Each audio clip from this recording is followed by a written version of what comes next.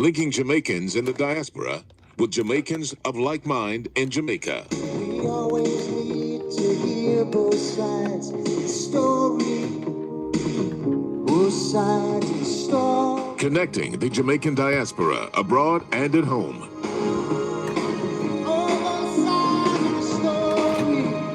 Both sides of the story.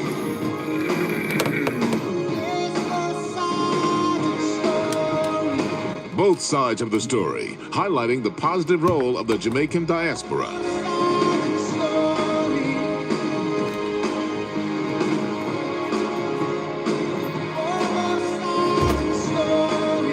Both sides of the story.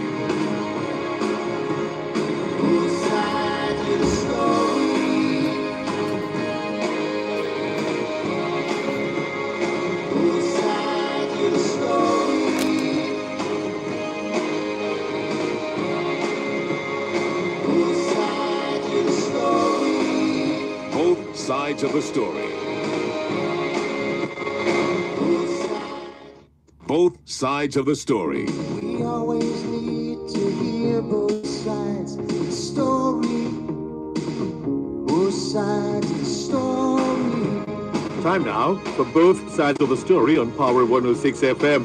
We will not take sides, but we listen to your side. Join us as we explore the issues, present the facts, speak with the experts, and as always, listen to both sides. What's your story? Tell us on Both Sides of the Story. 922-4112, 922-4113, 922-4114, and 922-4115. You can listen to Both Sides of the Story on the Gleaner's website, www.go-jamaica.com, on your mobile phones at tunein.com, or nobex.com, or by dialing 832-551-5045 or 213-493-0133 in the USA. If you're in the UK, you can dial 020-3519-0145, and in Germany, 051-180-904044. Our email address is bothsides106@live.com, and you can join us on Facebook, follow us on Twitter, or link us up on Skype. We look forward to receiving your instant messages on MSN or Yahoo, and your text messages on 365-3346. Remember, we have 2 ears and 1 mouth, so we can listen twice as much as we speak. So stay with us as we listen to both sides of the story. Both sides of the story. Both sides of the story.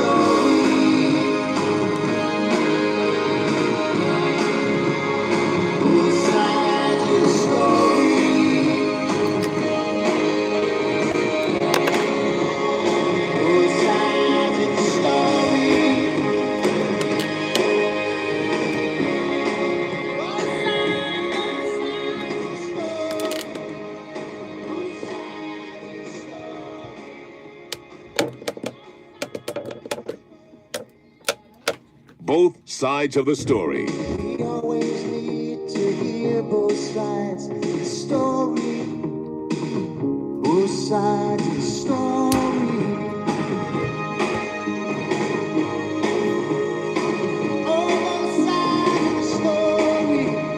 Both sides of the story.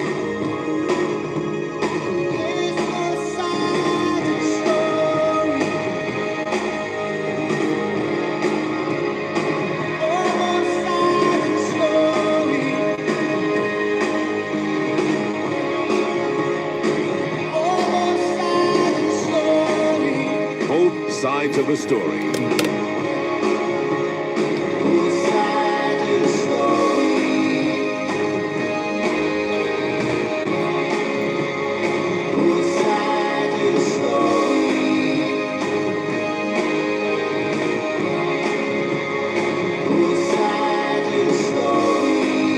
Both sides of the story.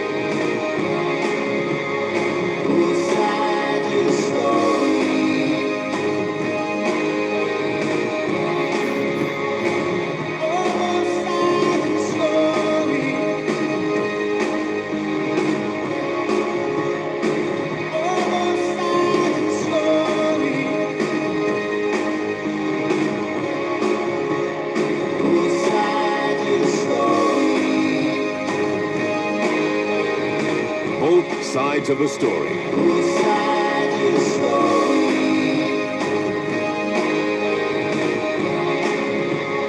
Both sides of the story.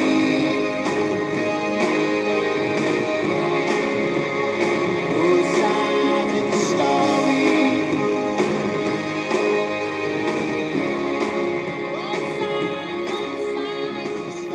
Both sides of the story. We always need to hear both sides of the story.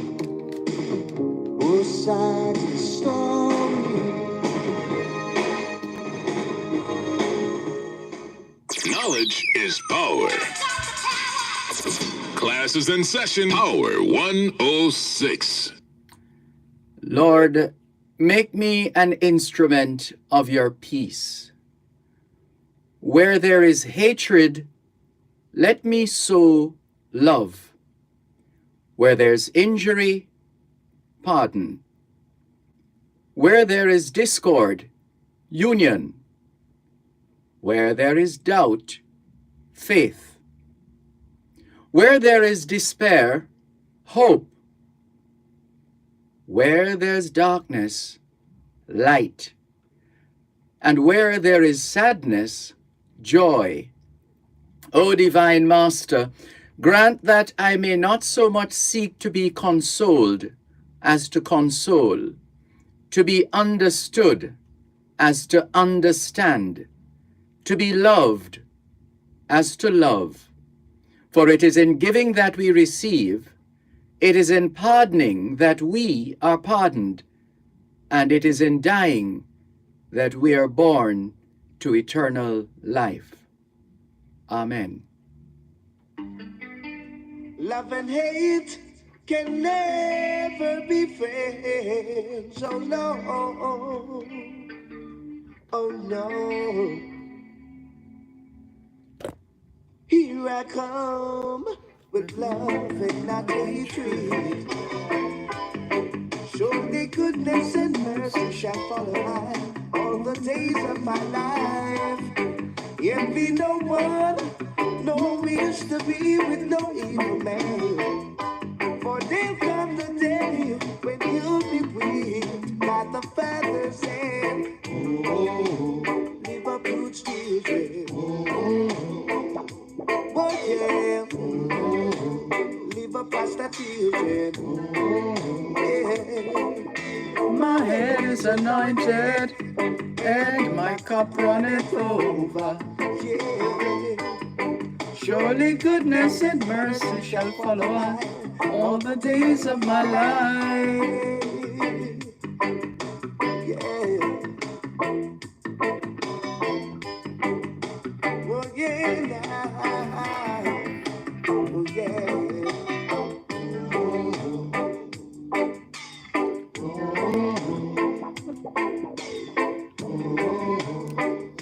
All right.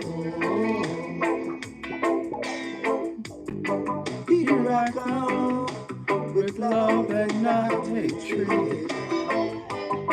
Surely goodness and mercy shall follow I all the days of my life. Envy no one, no wish to be with no evil man. For there'll come the day when you'll be whipped by the Father's hand. Live up good children. Oh yeah. Live up good children. Oh yeah.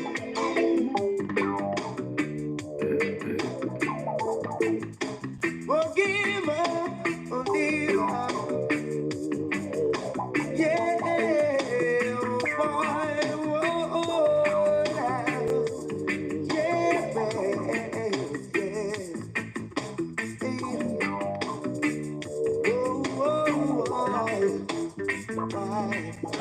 My head is anointed and my cup runneth over.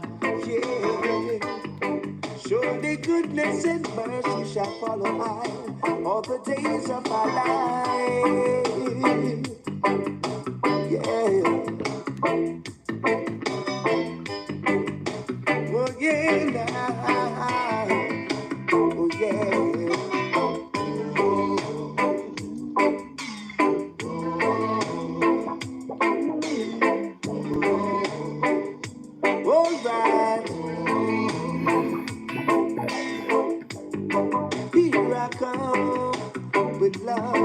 not hatred. Surely goodness and mercy shall follow us all the days of our life.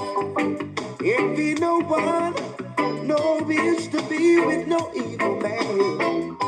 For there'll come the day when you'll be whipped by the father's hand. Live a good children. Oh yeah. Live a past children. Yeah. My head is anointed and my cup runneth over. Yeah. Surely goodness and mercy shall follow I all the days of my life.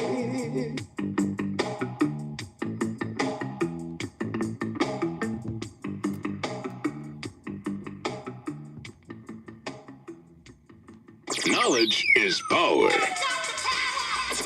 Class is in session. Power 106. Love and hate can never be friends. Oh no. Oh no. Here I come with love and not hatred.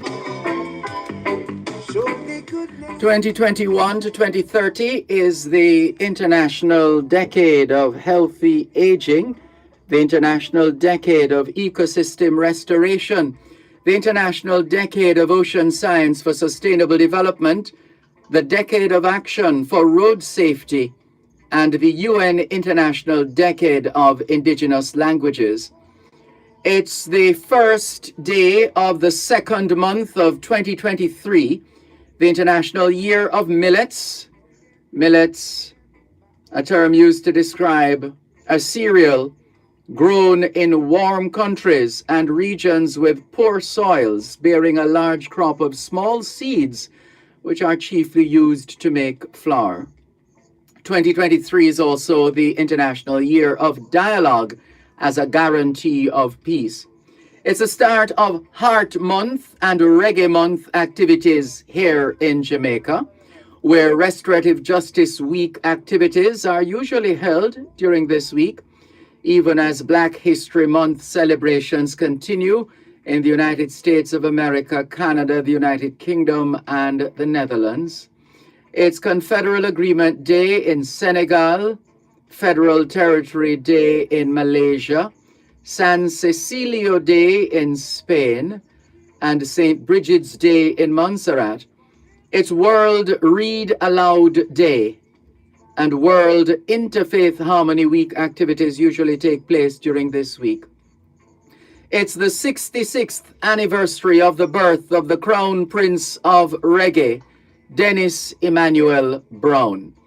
Hoy es miércoles el 1 de febrero 2023 y les saludamos en cualquier parte del mundo que nos están escuchando en este momento. Estamos muy agradecidos por el don de la vida y el privilegio de servirles en otra edición de su programa Both Sides of the Story, ambos lados de la historia. Nunca vamos a tomar su audiencia por sentado, porque sabemos que ustedes tienen otras opciones, y esta es la razón por la cual jamás olvidamos darle las gracias por elegir Both Sides of the Story, ambos lados de la historia, de lunes a viernes desde las 2 hasta las 5 de la tarde, aquí en Power 106 FM. La misión continúa para educar, capacitar, iluminar y estimular el espíritu empresarial. Bienvenidos. Here I come with love and not hatred. C'est mercredi le 1er février 2023 et nous vous saluons tous qui nous écoutez, que vous soyez dans le monde. Nous sommes reconnaissants du don de la vie ainsi que du privilège d'être à votre service par une nouvelle édition de votre programme Both Sides of the Story, le pour et le contre. Nous ne considérons pas votre fidélité comme l'un de ceux parce que nous savons que vous avez l'embarras du choix. C'est pourquoi nous n'oublions jamais de vous remercier de choisir d'écouter Both Sides of the Story, le pour et le contre, du lundi au vendredi de 2h à 5h de l'après-midi sur notre antenne Power 106 FM. Nous continuons notre mission d'éduquer, d'habiliter, d'éclairer et d'encourager l'esprit d'entreprise. Bienvenue. Love and hate can never be friends. Oh no. Walk into Marjan's Pharmacy and you'll feel better. The service is clearly different. Marjan's Pharmacy, call 876-703-6335. The time by Marjan's Pharmacy is 16 minutes past 2 o'clock. Hose Assembly and Supply HAS is the best at what they do. They supply hoses, fittings, and tools. They guarantee they are unbeatable in price and quality combined. Branded by you as the hose and tool boss with the most effective industrial solutions. Come, experience the joy of shopping with the hose boss. Call 876-923-3936 or visit them at 173 Hagley Park Road, 2 Charlesworth Crescent, or Montego Bay Trade Center. HAS would like to thank their customers for over 30 years. Need water for agricultural purposes? Apply to the National Irrigation Commission for your irrigation services. Let's grow smart and eat smart with irrigated agriculture. Call National Irrigation Commission at 876-927-6727. Visit their website at www.nicjamaica.com or visit any of their office locations today. Irrigation, making the difference in agriculture.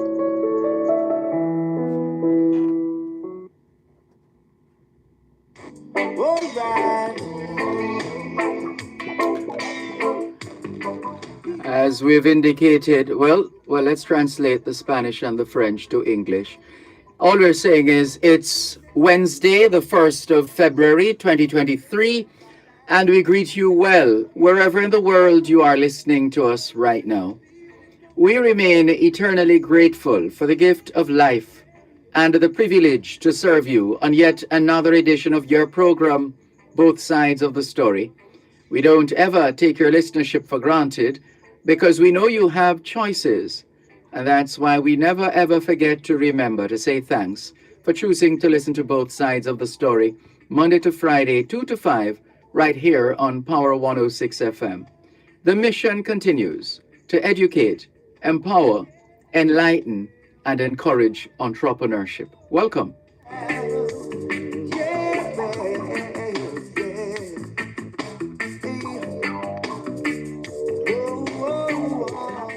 As we have said, it's the birthday, the 66th anniversary of the birth of the Crown Prince of Reggae, Dennis Emmanuel Brown. And how appropriate that this month has for some time now been dubbed Reggae Month, since the man who declared Dennis Brown the Crown Prince of Reggae was also born in this month, the legendary Robert Nesta Marley. He's the one responsible for the crowning of Dennis Brown. He dubbed Dennis Brown the Crown Prince of Reggae. Reggae Month offers us another opportunity to reflect on how much more individuals like Dennis Brown can contribute to the rich cultural heritage of this country, even in death. Even in death. We've been saying for years that, for example, and just to indicate how long we've been saying it, the Maypen Cemetery is about 164 acres. Now, we're not sure how much of it is still vacant, but we've been thinking and we've asked the question on many occasions, especially during this month, what is preventing us from demarcating a section of the Maypen Cemetery as the final resting place for our reggae exponents? Well, maybe there's no more space in Maypen Cemetery. Can another place within that same region be identified? And we're talking in that region of in that area which is comprised of South St. Andrew and Western Kingston, in that region. We're wondering if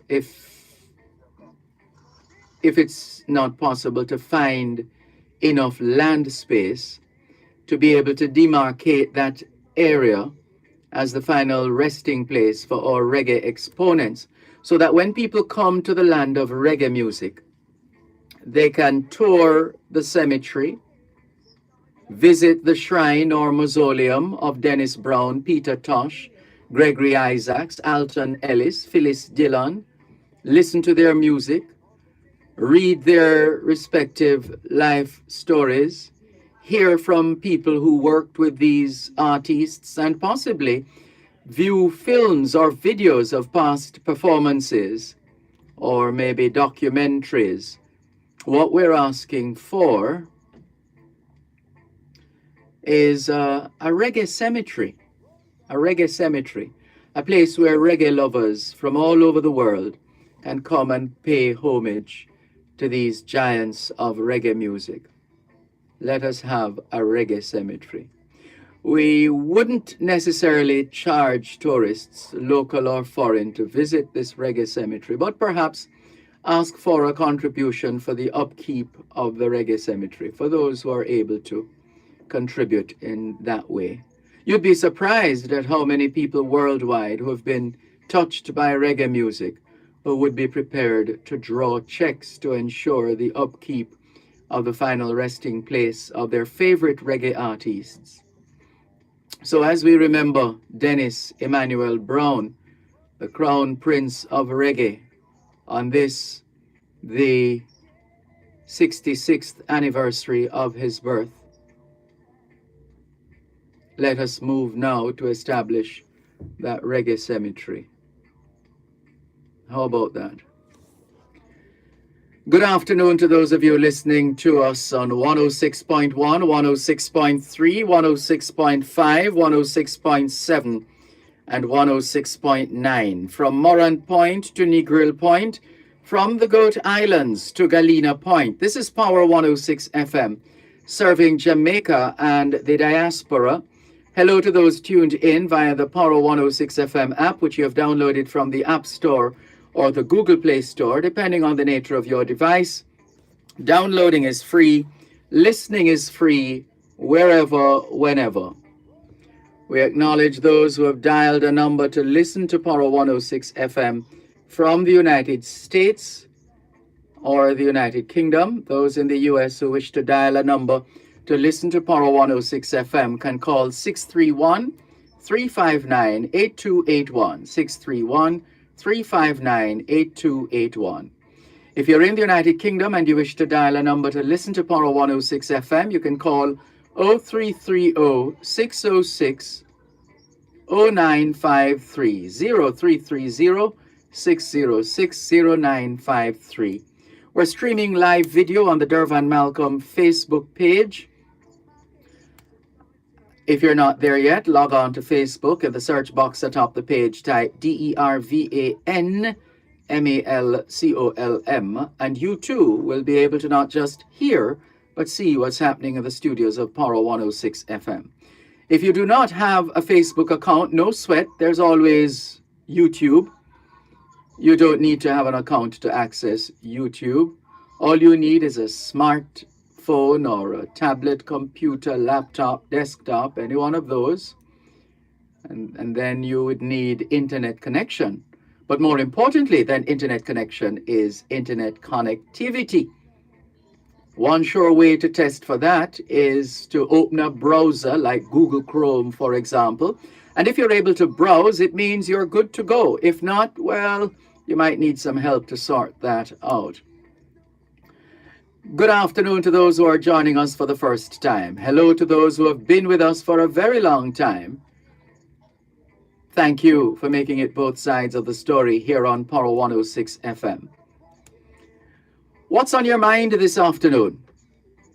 What's the subject of the day in your office, in your classroom, on the corner, on the taxis, on the minivans and the buses. What is the subject of discourse? We're always curious to know what people are ruminating on in terms of what's happening around them and how they are responding to what's happening around them. And so we're going to give you that opportunity to express yourself according to what you're feeling, what you believe, what you're thinking, what your concerns are, what your issues are, and we'll be more than happy to take your calls on 876-922-4112-5, 876-922-4112-5. The text line is the same as the WhatsApp number, which means you can not only send us your text messages, your WhatsApp messages, your voice notes, but you can call us on WhatsApp as well. That number is 876-365-3346. 876-365-3346. Some of the stories doing the rounds here in Jamaica. Oh dear. Construction of Jamaica's tallest building starts February. That's this month, isn't it? That's one of the stories that just popped up. Now, can we retrieve it? Let's see. Yes, we can. Also, Cornwall College student. Oh dear. What is this now? Cornwall College student receiving care after jumping from building. Oh dear. We're terribly sorry to hear that. We trust that he is recovering and will achieve full recovery eventually. Sorry to hear that. Sorry to hear that. Let's take a look at a couple of the other stories doing the rounds here on both sides of the story. Power 106 FM. Out of control taxi sends Manchester pedestrians running for safety. Out of control taxi sends Manchester pedestrians running for safety. A schoolboy is nursing minor injuries after he had to jump out of the path of an out of control taxi that climbed a sidewalk along Manchester Road. And that was on Monday. Head of traffic at the Mandeville Police Station, Sergeant Florzel Williams,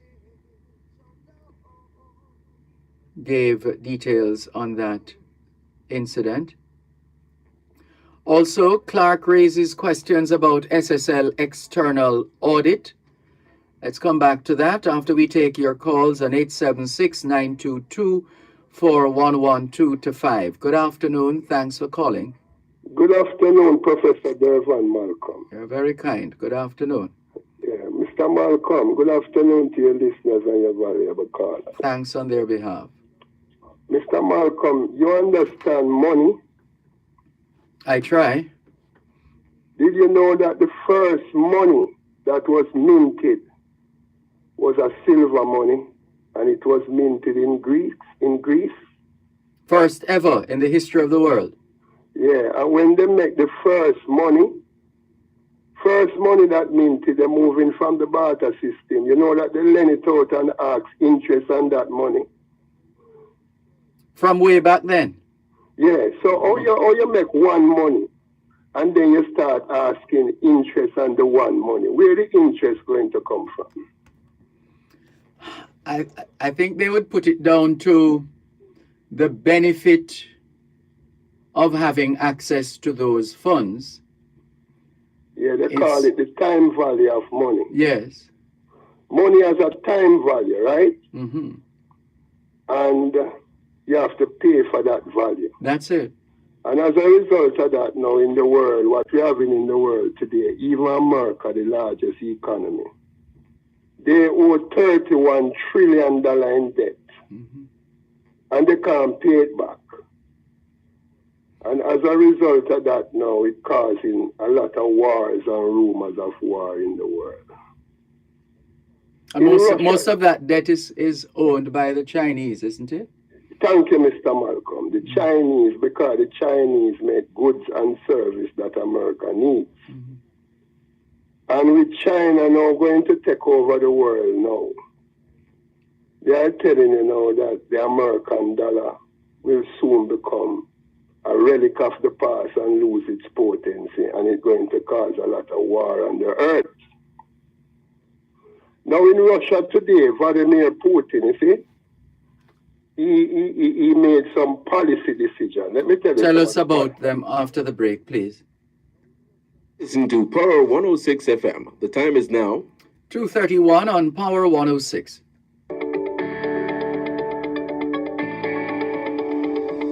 Your health is key to your wealth. Suffering from muscle, joint, neck, back, and other pain? The Rehabilitation Institute of the Caribbean, in association with Winchester MRI, Immune Active Denk, and Almighty Studios present Rehabilitation Now, a 30-minute feature on physical medicine and rehabilitation for persons overcoming pain or dysfunction from injury or disease that affects muscles, tendons, nerves, and joints. Rehabilitation Now with rehabilitation physician Dr. Paula Dawson and host Alicia Taylor airs every Friday at 3:30 p.m. during both sides of the story with Dervan Malcolm on Power 106. Free your body from aches and pain with Rehabilitation Now, right here on Power 106 FM.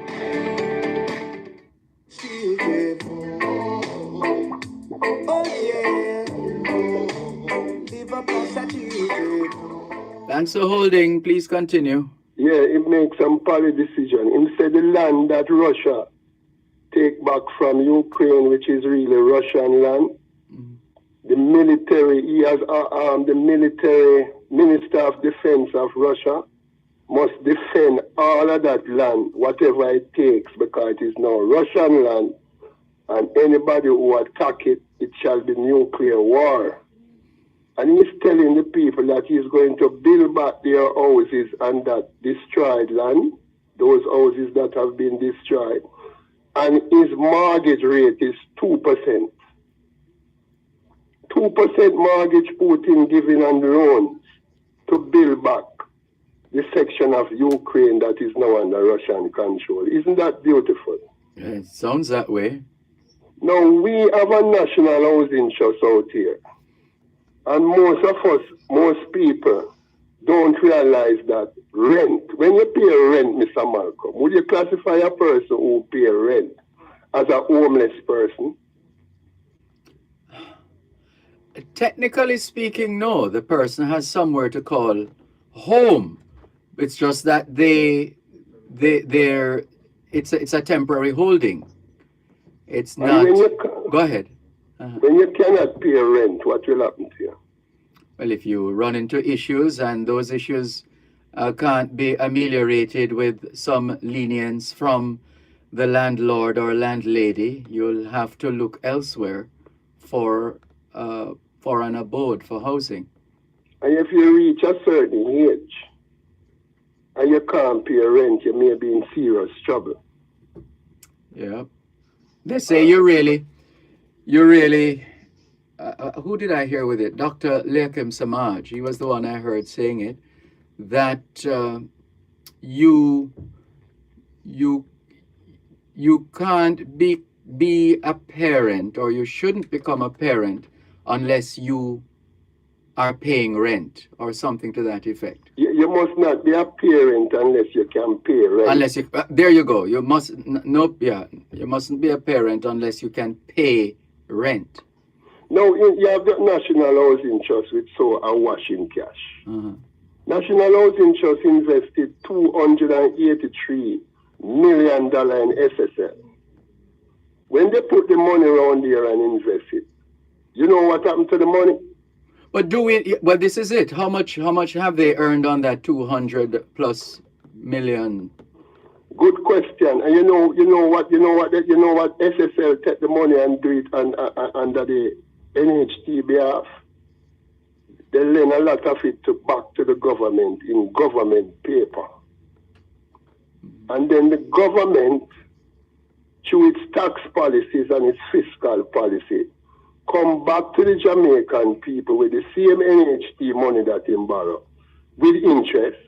And every GCT that you pay and every goods that go in your mouth goes back to that thing. It's a revolving thing, you know. While they rinse up the people, the same people who throw in housing just and can't get no benefit and live in rent slavery, them lend the money back to the government and then take back money as interest from the GCT to pay back the revolving fund. Why they treat people like this, man? Maybe because they can. Or because they can. Mm-hmm. Or because they know so we're soon dead. So them can't just do anything because them name government. And who is educating? The Ministry of Education. Don't you think they should be educating the people on these shenanigans and skullduggery that government can go on to? Because when a government running a country, you know, the government ceased to be PNP and JLP, you know. Don't it, Mr. Malcolm? That's how it's supposed to be. Supposed to. Mm-hmm. Do you see it like that in Jamaica, my professor? Well, it has never been and perhaps never will be. What? It perhaps never has and never will be. So is that a paradigm or a culture? If it's a paradigm, that paradigm would have shifted a very long time ago. If it's a culture, that means it would be very well entrenched, rooted. You know, I hear a man from Grace Kennedy, Dan Webby. You know that the government owe Grace Kennedy a whole heap of money, though. Really? From what? Grace products that the government bought? Government borrow money from NHT through government paper. Oh, from that perspective. Yeah, and I remember when the IMF came here and tell Peter Phillips that he must go around to these creditors and ask them if they would take an interest cut on the loan that the government have. You know. And you know, Dan Webby say, if Jamaica was a business, it should have bankrupt long time. You know. That Dan Webby say, you know. Well, he should know. He seems to be doing a superb job at Grace Kennedy Group. Yeah, so and then we buy from Grace Kennedy, and every dollar we spend in a GCT go back into this revolving fund. And they know there's the money system going on. They now tell the people, them say, a year money that you people that we calling poor people, you're really richer than we because we are use your money to live the lavish life in the name of the law. It's like our people are some of us who call ourselves poor, really poor. I was listening to a discussion and the question was asked as to who is buying up all these apartments all over the place and other forms of accommodation. And the expert, I would imagine the person who was responding to these questions in that discussion, essentially said it's the people. Yes. It's the people who are pursuing these properties. Because when you have a prime minister, no, you have a prime minister. His pay is his pension till him dead. Mr. Malcolm, me live in Portmore, right? The house in which I live have 6 rooms on it, and I don't want more than 1 room.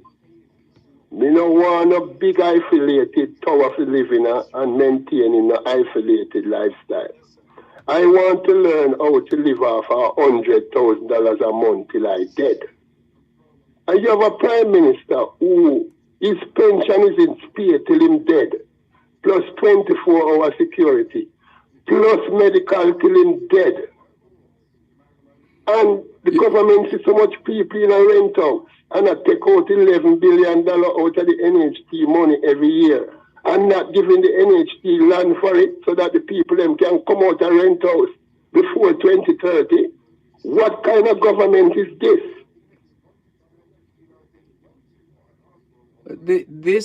This kind of situation, as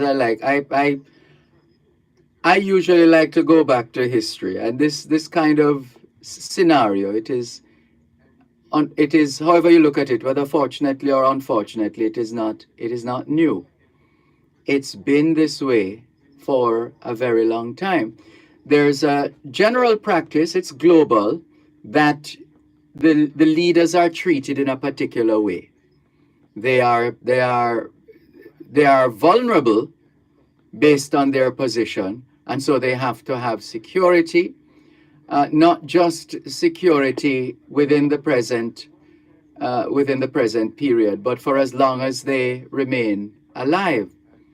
And you can see the examples in the U.S. and obviously it happens in Jamaica as well. So are you saying then that they are not worth it? They're not worth the protection and the resources that they are entitled to once they have served? Let me ask you something, Mr. Malcolm. Uh-huh. My old mother, me have to talk about she. Yes. She's 80, right? Mm-hmm. And she live under gunshot every day. Every day a gunshot fire in her net garden. But you know, hear that on the news. She suffer the same diseases like anybody else. She have to go to a public. One day she tell me, say she's at public going to check up her heart disease. And then Vibes Cartel got sick in prison and come in public. And then Vibes Cartel, the police then bring in Vibes Cartel to see the doctor before she. And she was so upset about it and then put off her appointment. Well, it's very subjective. What the question is whether they did what is called a triage to determine who gets looked after first, because that's what is the nurse is supposed to do, the nurse on duty, a triage. So if both of us go to the hospital and are trying to get looked after, the nurse on duty is supposed to check to see what is the nature of my condition and then check the nature of your condition to decide which condition is more pressing and who needs to see the doctor right away, as opposed Nothing like that done at public. Oh, really? So after Mr. Malcolm, yes, the Prime Minister can take him land title and he can go in any financial institution and get any loan and pay it back over a period of time. And in pension and pay. My mother can't take her land title in her net garden and approach no bank for no loan. And you know that is sad. Stick a pin, remember what you're going to say, because up to the time when COVID-19 intervened, as I understand it, Arnett Gardens was one of the leading communities with respect to Airbnbs, where people were spending time in Trenchtown and surrounding areas. It was big. It was really getting big before COVID intervened. Yeah. So if, and this is where the people have to decide what they want. Thank you, sir. Thank you, sir.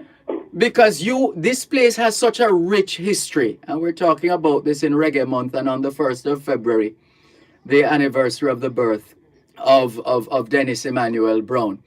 So if we were taking this thing seriously, I think some of us just thought, oh well, just a couple of tourists come to feel the vibes and maybe get some of the best you know what in Jamaica, etc. But they just have not taken it seriously. People just want to have the cake and eat it. They want to behave or do the things that they normally do, and at the same time, they want to be able to benefit from Airbnbs setting up in Trenchtown and related areas. And then they call it culture. Yeah, that's culture. Culture has a simple definition. It's a way of life. One moment, please. One moment. You're listening to Power 106 FM. The time is now 2:45. It's riveting, thought-provoking, and interesting. It's the Morning Agenda on Power 106 FM. Weekdays, 7:15 to 9 a.m. Join Jody and Quarry on Mondays and Tuesdays, and Sanjay Lewis on Wednesdays and Thursdays, while they alternate on Fridays as they set your agenda and break down the issues and keep you informed on what matters to you most. It's the Morning Agenda on Power 106 FM. Weekdays, 7:15 to 9 a.m. only on Power 106 FM.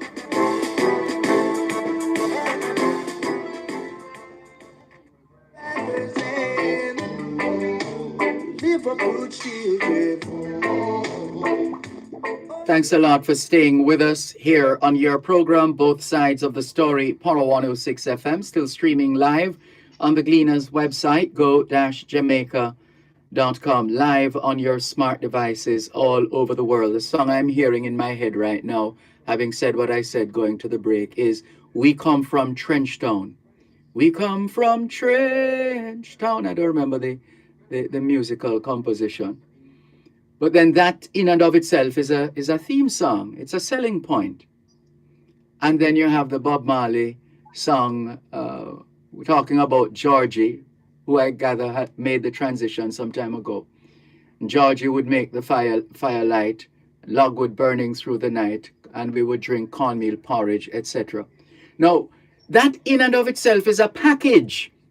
We could have people in Trenchtown serving different varieties of porridge. Oh, you mean? And branding it. Yes. You know? Mr. Malcolm, two quick things before I leave, you see? Yes. You see, in Jamaica now, the women going to take over Jamaica now. You know? Some people would argue they have already. Yeah, but I want to ask you this, Mr. Malcolm. Yes. I am not married, you see? But I live with a woman, you see? I'm going to tell you this. When me see over Portmore, it's better you're married than you have a girlfriend in this time, yeah? Because the women are going to get so radical. Because you see, when you have a government who weaponize money, you know they can use money as a weapon. Can use virtually anything as a weapon. All right. Never leave two things. Let us be the people. Let me bring out these two things. Mm-hmm. You see this traffic law that they put on the ground today? The new Road Traffic Act. Yeah, you see, when you look at the money part of the law, there's good and bad in everything, and there's consequences to everything. You see, when you look at the money part of the law, then you understand that this GLP government has weaponized money. And when they weaponize money like this, you know what the women do? But stick up in there before you go on. Remember what you're going to say. Yeah. The law, in the making of the law, involves legislators on both sides. Yes. So that if the opposition feels strongly about a particular position or proposition, and they are Her Majesty's loyal or His Majesty's loyal opposition, then surely they have a duty as well. But if both sides agree, then we just have to deal with it. You know what my lawyer friend tell me? She said, if most of those laws that the government and the opposition agree to, if the people should take it to the highest court as a class action suit, the court would throw out the law, what the government and the opposition. Well, they did throw out the first NIDS bill. Yeah, so she, but me ask her, my judge friend said, then you as a judge, if you see something going wrong in the economy, you can't charge the government as a judge. She said, no, she has no such right. But me I'll leave you with this, Mr. Malcolm. It's when the government weaponize money like this, you know what the women do? They weaponize sex. And it caused African males like me to suffer the consequences of this money war that we find ourselves in. And you see when 2025 come, any money that the government wants again to finance him thing, if he ever take any more pass new law to take money out of the National Housing Trust, many of us have to prepare ourselves to defend it. Well, that's like taking us back to a time when the Americans were saying to the British, no taxation without representation. Thank you, my professor. Thank you, my professor. Tell the people them that. And the American Revolution, you see the American, you hear what Biden tell Putin? That the American dollar is defended by the military of America. That's what he tell Putin, that you buying up gold, you and the Chinese buying up gold to change the currency. The American dollar is backed by the military of America. So they will do anything to weaponize their currency. But they've been defending their currency from long ago when that was what led to the establishment of the what is now known as the Secret Service. That's a basis. Yeah, it was to you see what Russia doing now? You see what Russia and the Chinese doing now? It is going to bring the American empire to its knees. And it's going to bring countries like Jamaica monetary system to its knees. Well, let's see what they... Not because we have a government, meaning that the government is our friend, you know. Because we are all human beings. Let's see what the world's only superpower has to say about this. Only superpower? Who is the world's only superpower, my professor? That's what we have been told from time immemorial until now. See, America is the world's only superpower? Yes. Never mind, tell that to Vladimir Putin and to Xi Jinping.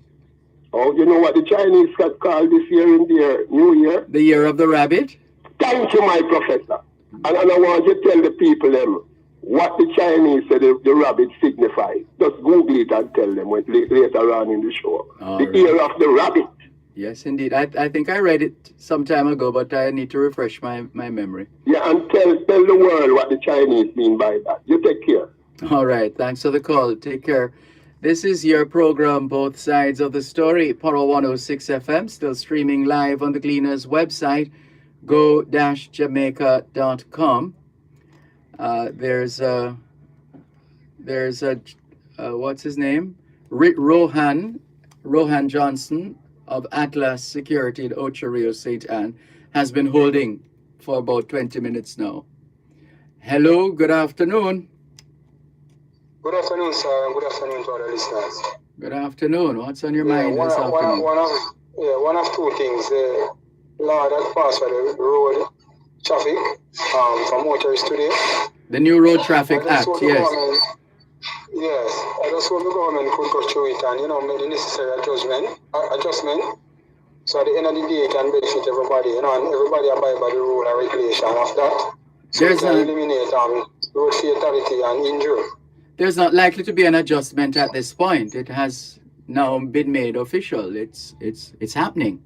As my late mother would say, and a something not go, a something not come. It's happening.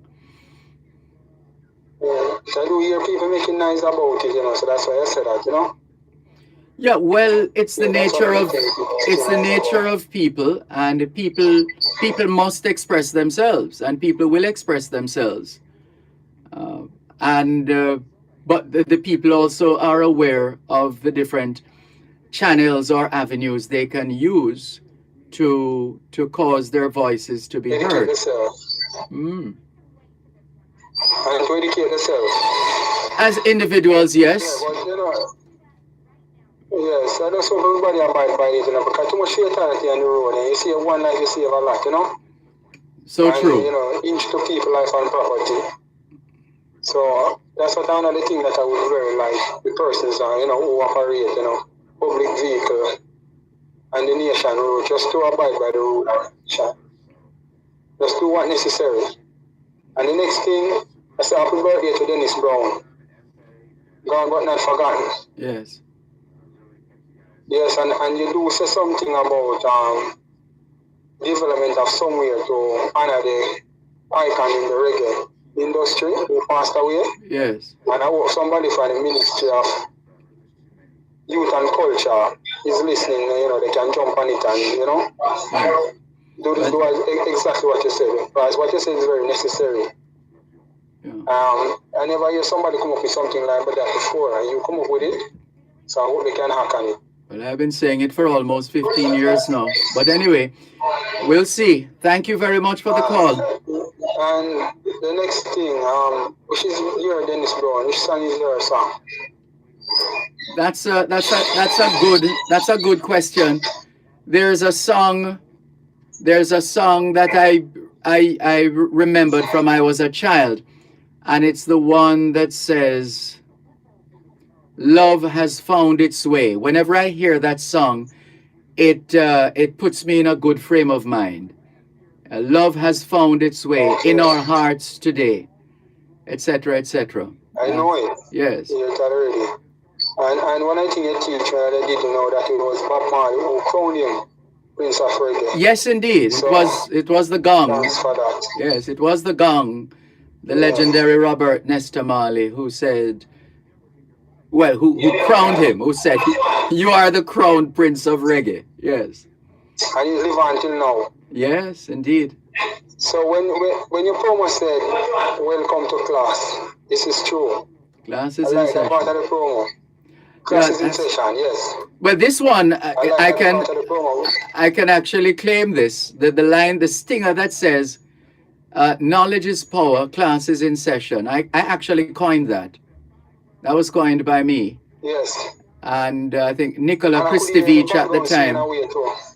Yeah, Nicola Kristovich at the time was looking at different expressions, stingers we call them, that could be used, and that was the one I came up with.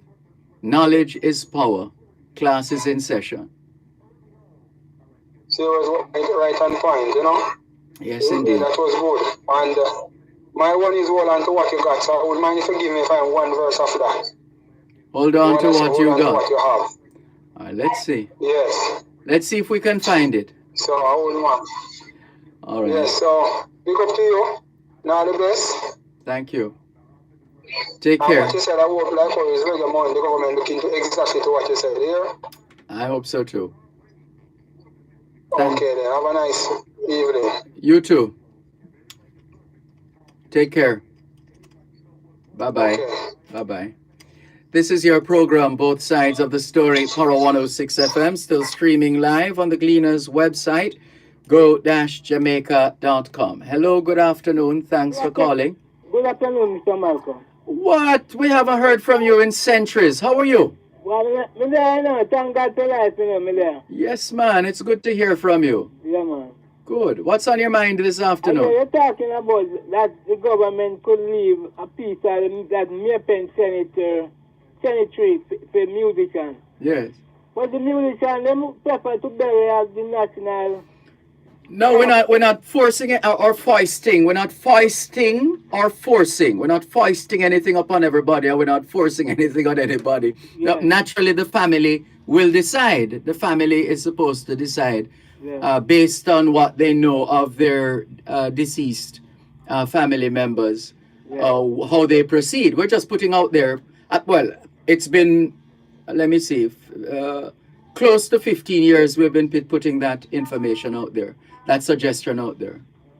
Yeah. Uh-huh. But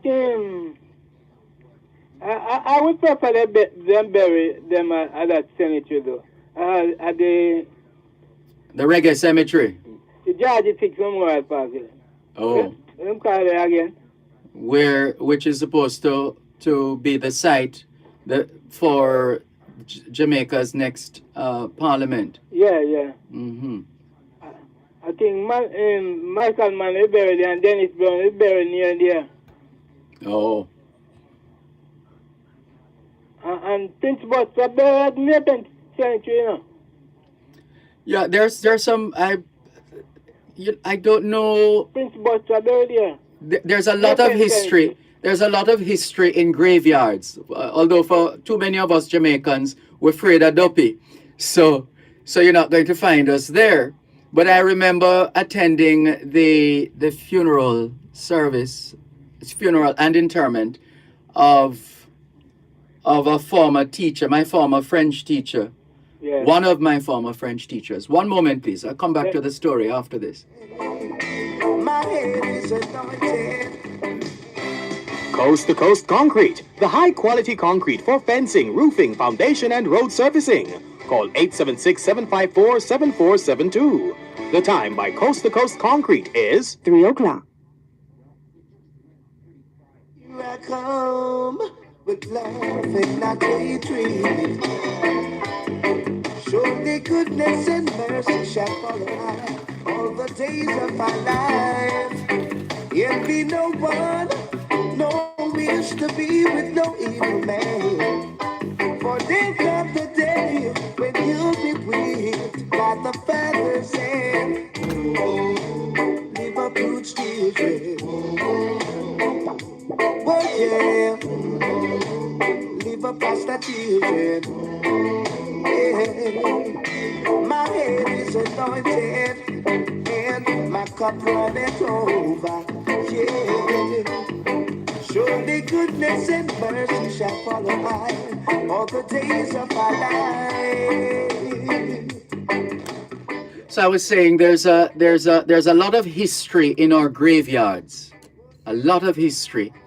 I remember, as I was saying before the break, attending the funeral service or Thanksgiving service and interment for one of my former French teachers, Mrs. O. Davis, who, right, so she, while I was standing, I was standing on one of the graves, because there were graves all around with headstones that you could read and all of that. And I just decided to look down. I looked down and I realized I was standing on Madge Sinclair's grave.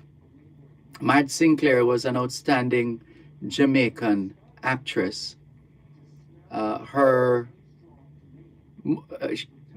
If you want to make a connection, just if you've ever seen the movie Coming to America, she played the role of the mother, Madge Sinclair.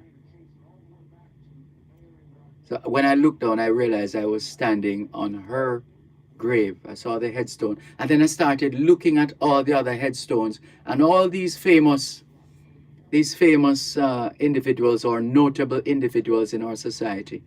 And I'm saying, but look at this. This is so rich in terms of the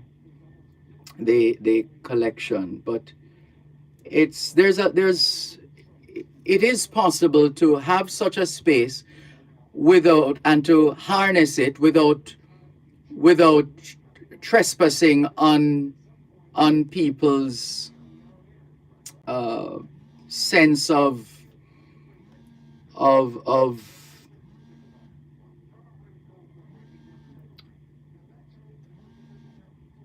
the sacrosanct nature of that space occupied by their loved one. That's the idea.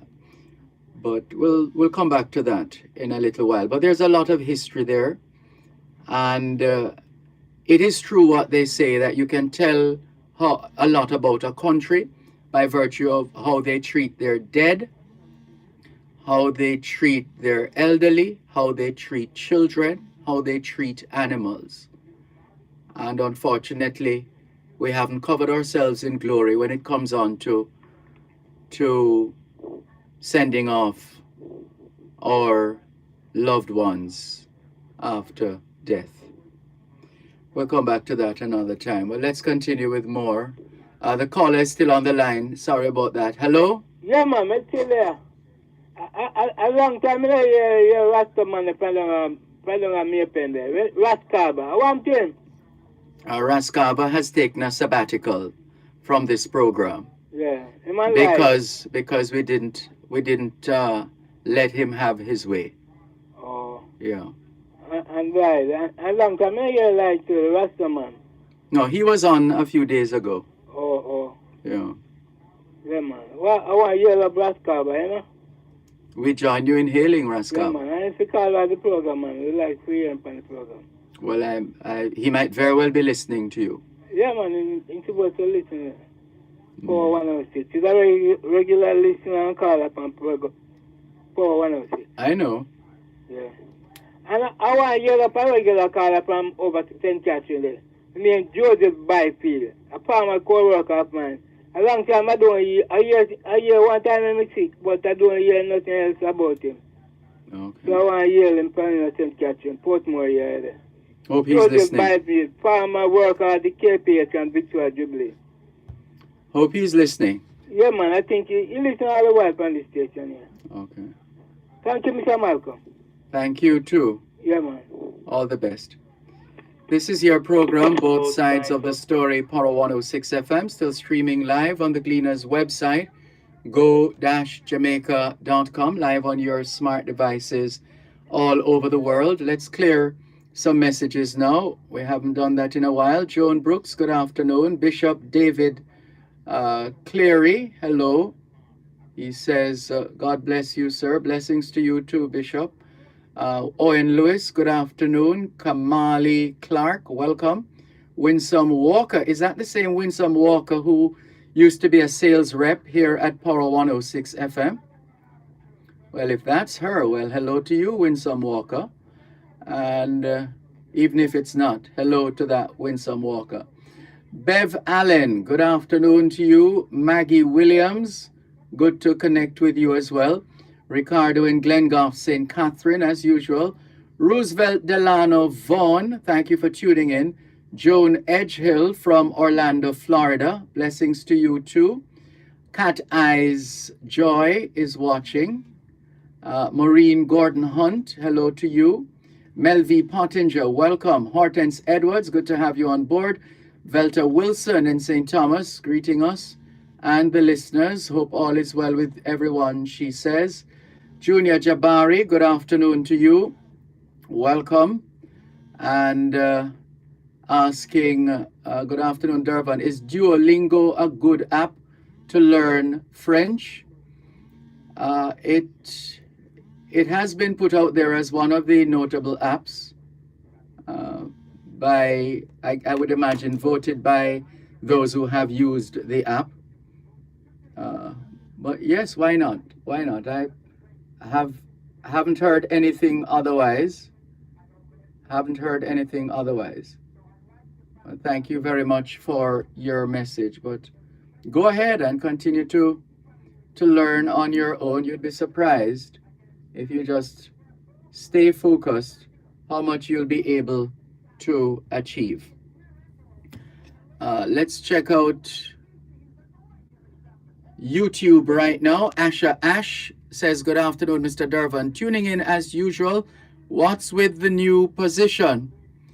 What's with the new position? Well, my laptop has gone berserk, and therefore we're not able to use the device for both Facebook, because that's one of the benefits of the laptop. You can go live on more than one platform.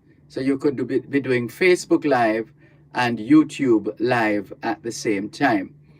With the laptop out of the way, then we had to find an alternative. So the alternative is to employ two smartphones, one to stream live on Facebook and the other to stream live on YouTube, and the third device for us to be able to read your multiple WhatsApp and text messages. So that's what's with the, what was the question? What's with the new position? Well, now you know, Ash, if you're still listening. Galloway Kevin says, greetings to you, Lord. Oh dear, please don't do that, Kevin. That title, most unbecoming, poor me and lordship. Anyway, and hearers of good for the edification of the people.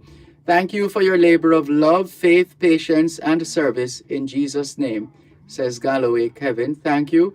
He says, requesting for you to call her Miss Clover C. Taylor to sit with you in the gate, Mr. Malcolm. How is she doing? I'm in trouble now. Who's that again? Clover C. Taylor? Clover C. Taylor. You'll have to help me there, Galloway Kevin. Sean Chambers is greeting us. David Crossburn is trying to get in, but Sean is on that line already, on the text line, same as the WhatsApp number. Malcolm's Building and Trading.com saying, blessed day to all. Life's a blessing, so we give thanks. Thank you for your messages, and we have many, many more. And we're going to continue with the many, many more messages. Cuban in Georgia says, good afternoon, Sir Malcolm. I agree with you, sir. Didn't the Honorable Dennis Brown, or I think you mean, wasn't Dennis Brown buried in National Heroes Park through heavy advocacy by the people of downtown Kingston? I salute D. Brown. Happy birthday. Sir Malcolm, Dennis Brown property on Orange Street could the family be asked to develop it into the Dennis Brown Music Center for Excellence so our kids in the city can start learning the basics of music? And the other piece to what's his name, to Cuban in Georgia's messages, he asks, and have the Dennis Brown Foundation right there on Orange Street and Charles Street? Well, maybe you could write to the Dennis Brown Foundation. Who is in charge of it again? That's Dennis Brown Foundation. Dennis Brown Foundation. Someone, there is such a foundation. So you can Google it, perhaps. You can. Sean, you seem to be a little anxious to be on because you're holding on one line and then it seems like you're calling on another line. And that would have kicked off David Crossburn, who was trying to get on. So you might want to be mindful of that. This one says, good afternoon, Mr. Malcolm. When will the government of Jamaica recognize the poor citizens of Jamaica and take steps to assist them? These politicians claim they are from poor families, and when they went out and asked the poor to give them a job, and when they get the job, they turn their back on the very poor who gave them the job. When will government use the National Housing Trust money to build subsidy house for rent to subscribers and something is missing here. Oh, and cushion the high cost of rent? Yeah, well, that challenge, that struggle continues, which is to find an equitable and, it goes without saying, an affordable means of serving the masses as far as housing is concerned. So we have never been able to do it at the rate that it needs to be done, which is why what has taken over are the informal settlements, because the tail has been wagging the dog for all these decades. So because our people are ambitious, they're going to go ahead. If it is that they find themselves in a position where they haven't been able to secure housing, or the cost is prohibitive, then they're going to find other means. Man must survive. Survival is man's aim. And if it means acquiring or taking control of land which they do not own, they are going to do it. So that situation is not going to come to an end anytime soon. But in the meantime, let's continue to do what we can while we can, using the funds of the National Housing Trust for the very purpose it was intended. Let's continue. Hello, good afternoon. Thanks for calling. Hello. Good afternoon, Uncle Dervan, Malcolm. How are you doing, sir? I am giving thanks for life. And you? I'm great so far. I have good news to tell you, Uncle Dervan. when I called the school on Monday, the people that work at the Abilities Foundation, they say that they will accepted me at the school. That's very good. We're happy to hear that. And they say that they are going to hold on. One moment, please. You're listening to Power 106 FM. The time is now 3:15.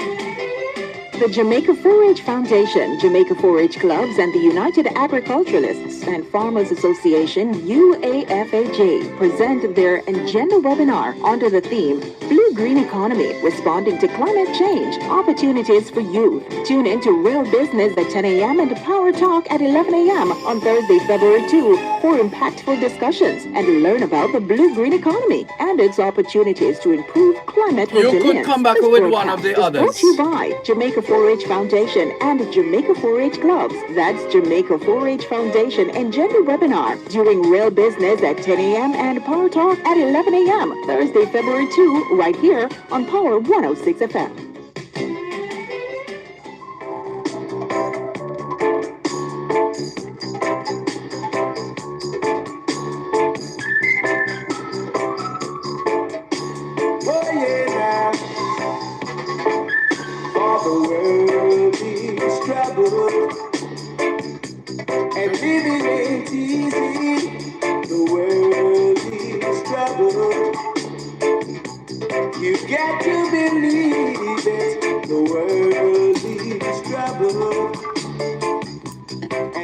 The more things change, the more they remain the same. It's a point we love to make. Here's Dennis Brown singing "The World is Troubled." I wonder if Neville is still listening. The world has always been troubled. There's a gospel song that speaks of the water. The water is troubled, my friend. Step right in. The world is troubled, and it's for as long as there is life on earth, we will always have troubles, and the world will always be troubled. There's always somebody somewhere doing something that is either good or bad. So we're not going to escape it. What we can do is to manage our movements in such a way that we preserve our lives for as long as we're able to do that. Life preservation. So with the projections that Neville has been making and sharing with us over time about what's going to happen to money and who is going to be doing what, etc., that's like trying to tell us how the story will end. You know, when somebody's trying to watch a movie and the other person is saying, well, this is what is going to happen next, and that is going to happen next. The truth is, we actually don't know what is going to happen in the next second, the next minute, the next hour, the next day, the next week, the next month, the next year. You get the point. But Dennis Brown is reminding us that the world is troubled. That's another D.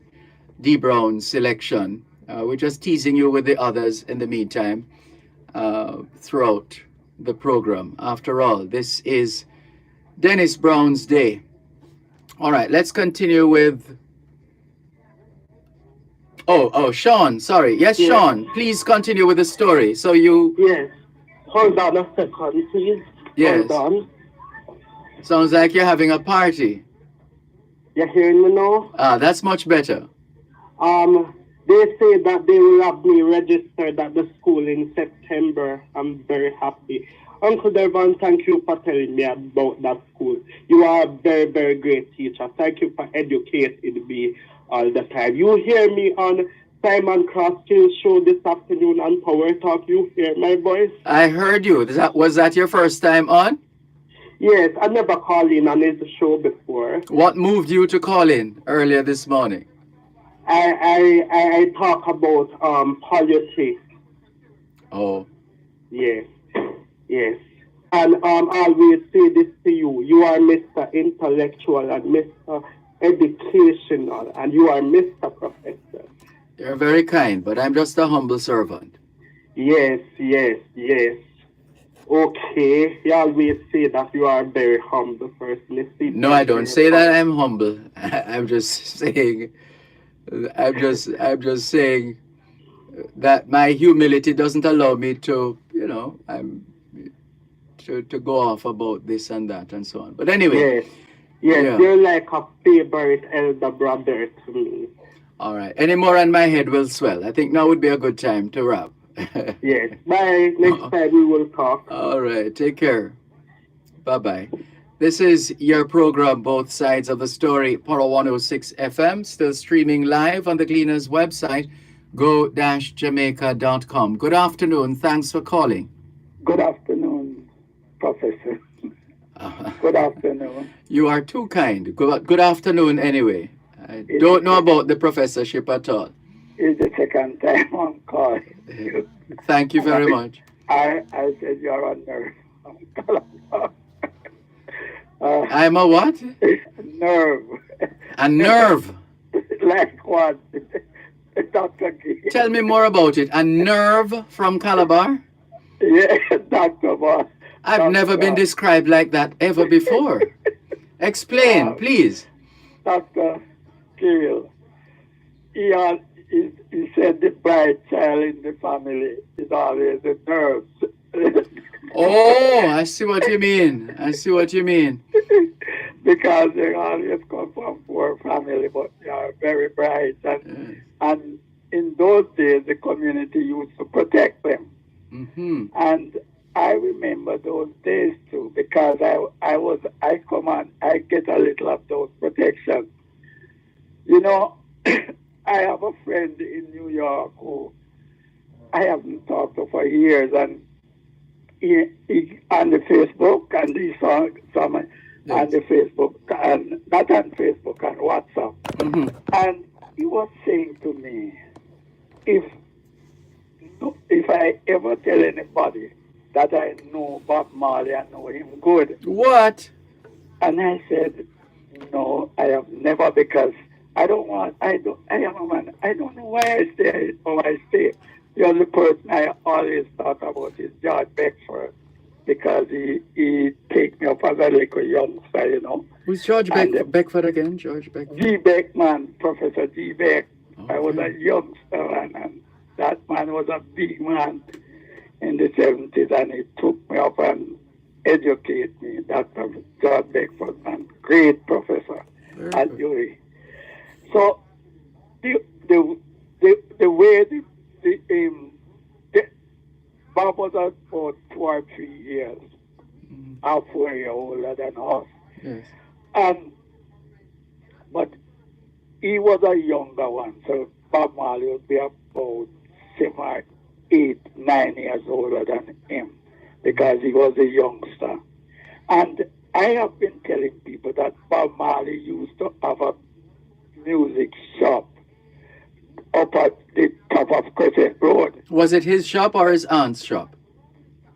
It was a music shop. Okay. I never know if he has a. I heard that he had an aunt with whom he stayed in I don't remember if it was Trenchtown specifically or just within the corporate area. It's off Walton Park Road I'm talking. It's after by that time he had become a musician. And somehow they never treated him right, so he opened his own music shop. Because those days people used to go and buy music to put in jukebox. Oh, and those days, yes. Those days, and he's reminding me, and he said to me, you remember that in those days Bob Marley wasn't great, you know. Bob Marley was a ballet. Yes, ballet, I've seen the pictures. Mm-hmm. Brown boy. But in those days, when you think of Walton Park Road and Brannerton Avenue go right out, it was a middle class area, because up the road from there, I remember that at Chisholm Avenue, Hugh Shearer, the Prime Minister, used to live. On Chisholm Avenue? Yes. I didn't know that. Yeah, man.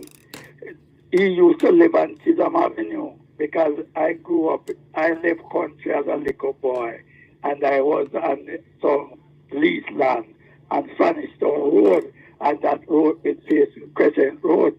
So we would always walk up to Walton Park Road and up in those areas and look and get mangoes and so on. And those were middle class, highly middle class area. And you can tell by the size of the land space on which a lot of those houses were built. You know, I look at how we treat our history, because I said, with the amount of the fame that Bob Marley and the money that he left for his family, I think our area like those, you could buy that place. I don't remember quite a lot, but you could search it out, find it, and build something there, because it was his first record shop. And it was this Indian brother of mine, and he reminded me that Baba, those days Baba used to love curry goat, and his mother could cook curry goat, could have our Indian friend, and the two of them used to come down. Bob Marley used to smoke ganja.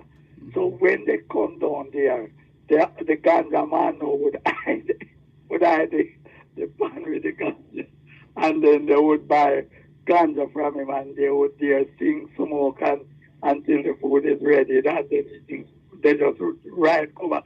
I don't remember if it's drive or ride, they ride and go back up to their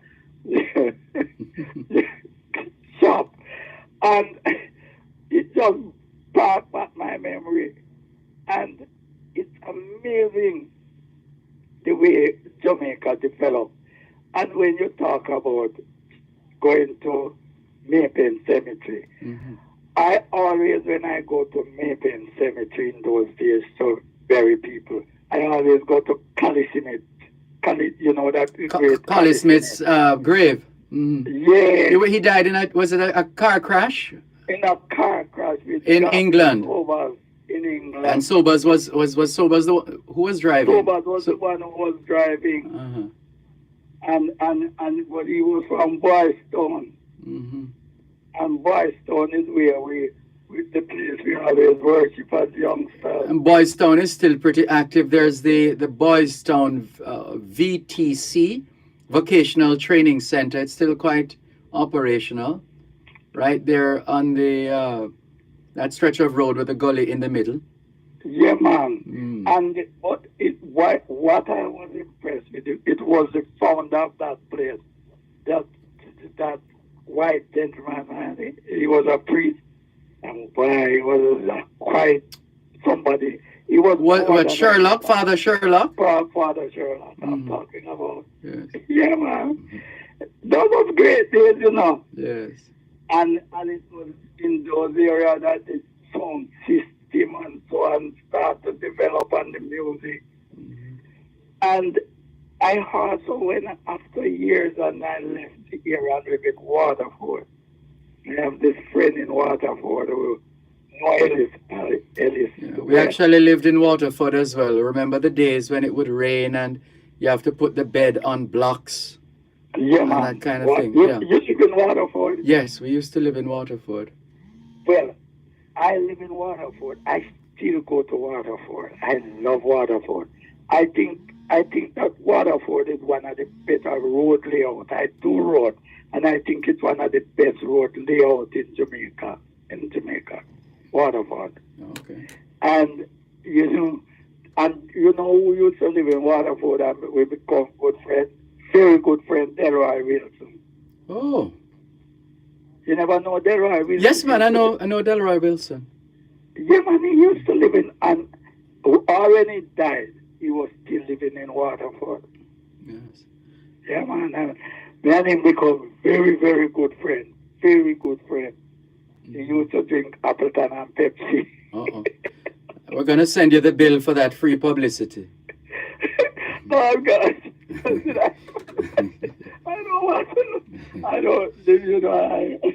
always admire your show, so I don't want to miss it. Yeah. And Dervan, you know that if you was around Dervan, you would know that he's a singer. other thing. And the song I love more than I realized him to do when he gone through. He said, I never been with the loved one. I never be a man. I know you were the most thing on my mind. I just love that music. Okay. And any of the song. Yeah. All right, let's leave it there for now because we have other callers who want to get on. But thank you very much for the call, and please call again. Take care.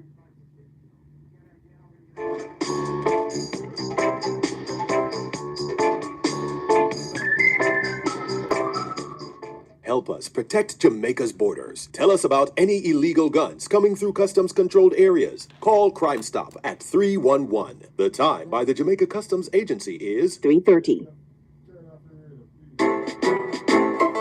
It's riveting, thought-provoking, and interesting. It's the Morning Agenda on Power 106 FM. Weekdays, 7:15 to 9 a.m. Join Jody and Quarry on Mondays any and other Tuesdays, one. and Sanjay Lewis on Wednesdays and Thursdays, while they alternate on Fridays, as they set your agenda and break down the issues, and keep you informed on what matters to you most. It's the Morning Agenda on Power 106 FM. Weekdays, 7:15 to 9 a.m. only on Power 106 FM.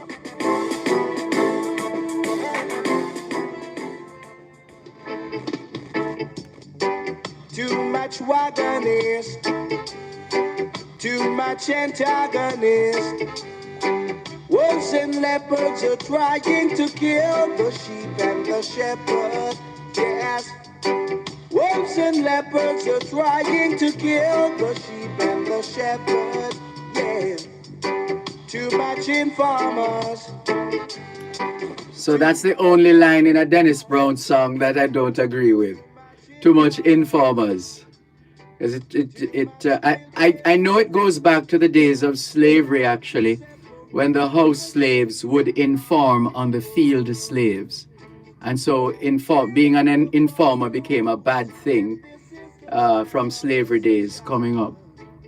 And to this day, there are artists who sing about informers and what must happen to informers and that kind of thing. So this is the only Dennis Brown line I'm like that.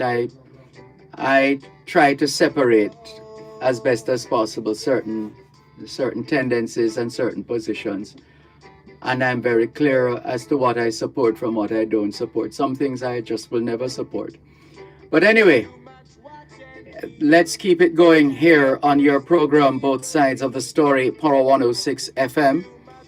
And let's go to the phone lines, 876-922-4112-5. Good afternoon. Thanks for calling. Good afternoon, Mr. Dervan. How are you doing? Good afternoon. I'm giving thanks for life. And you? We are blessed. We are blessed. What's on your mind this afternoon? Boy, the thing where Brother Andrew come up with, say him I was sending soldiers go over 80. Andrew, I want to him, I said, why am I not understand him? We don't even have enough soldiers and police already. We not say them can't get help, but 10 other help like, when the time comes, we get some things that we send, we give them and all them things, their money and so. But our man, we soldiers, we need them. And Andrew, send the man them, so we get killed now. No, that can't be the thinking. There's a thing called CARICOM. I know that. There are all kinds of activities, a lot of them of an illegal nature, happening in Haiti. Haiti are our neighbors, and what neighbors assist neighbors, don't we? Aren't we supposed to do that? Yes, Mr. Malcolm, I agree with you, but listen, you so much police them kill whatever they are.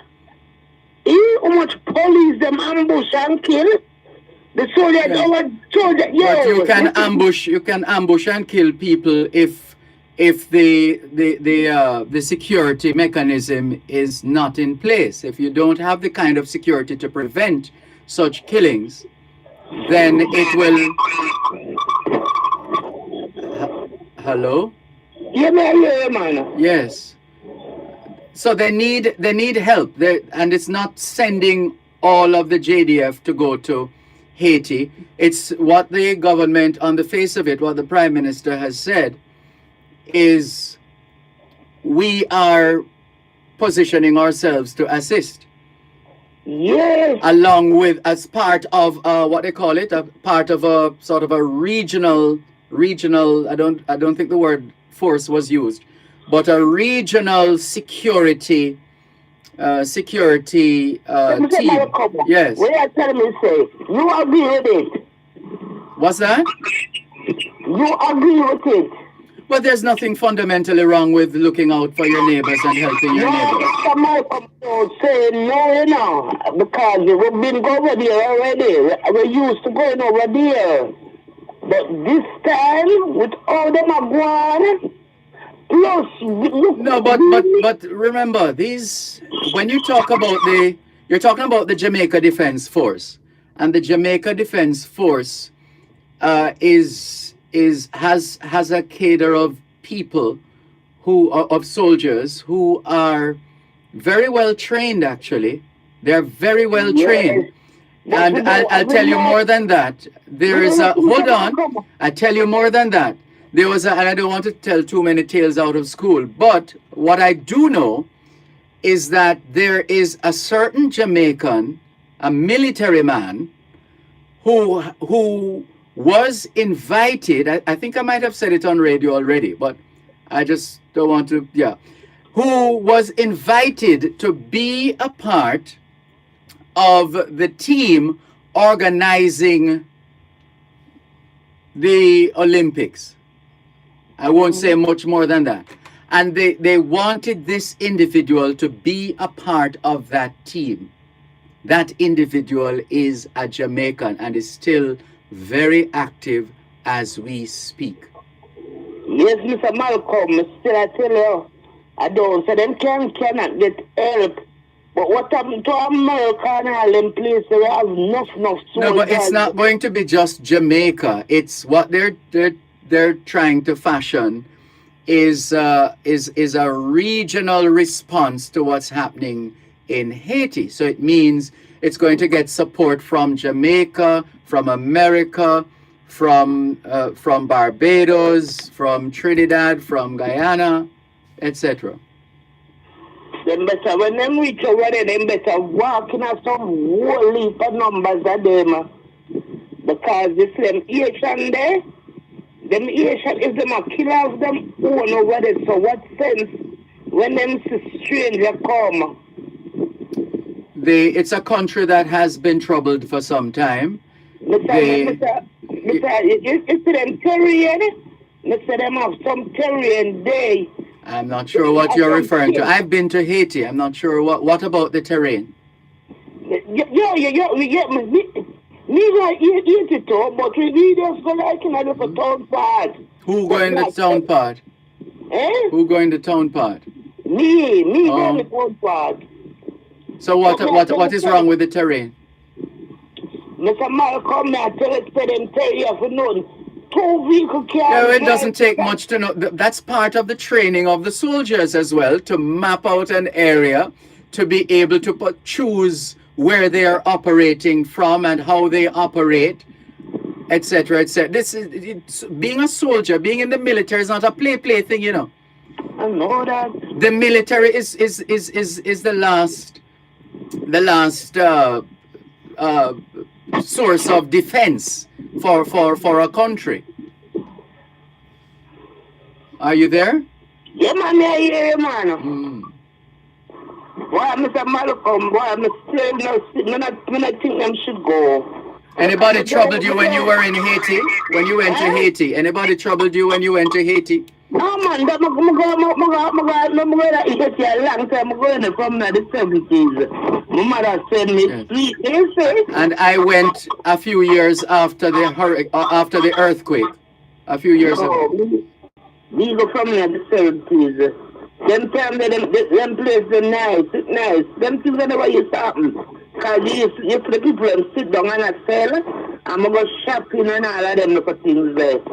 Come on, but I said I go shopping because She used to sell the ear to things them. Oh. Well, the Haitians are very resourceful people, actually. I mean, I know there are some of us who have a particular image of what a Haitian looks like, but they are very illustrious and industrious. You should check out their art, the quality of art, and that they do, and related matters. Come, me I tell them, me not talk about the soldier, me I tell about the Terran them. You see the Terran them, they must drive how much hours, forgot. That's what they train for. That's what they train for. I'm not talking about the soldiers, I'm talking about the regular peoples. They must go in, they must drive in a bus for hours, some press to put there. I don't know about that. So what? No, I didn't see anything like that when I was there. That's what I'm saying, Mr. Malcolm. Yes. Them are one thing to come on TV. You forget great name. It's straight the country. Them are the Terran and all the people must walk, go to school and all them things there. All right. Well, it's we hear the concern you're expressing, but our soldiers are not reckless people. They are very well trained, and that aside, there's a humanitarian component. I mean, in fact, that is at the heart of it.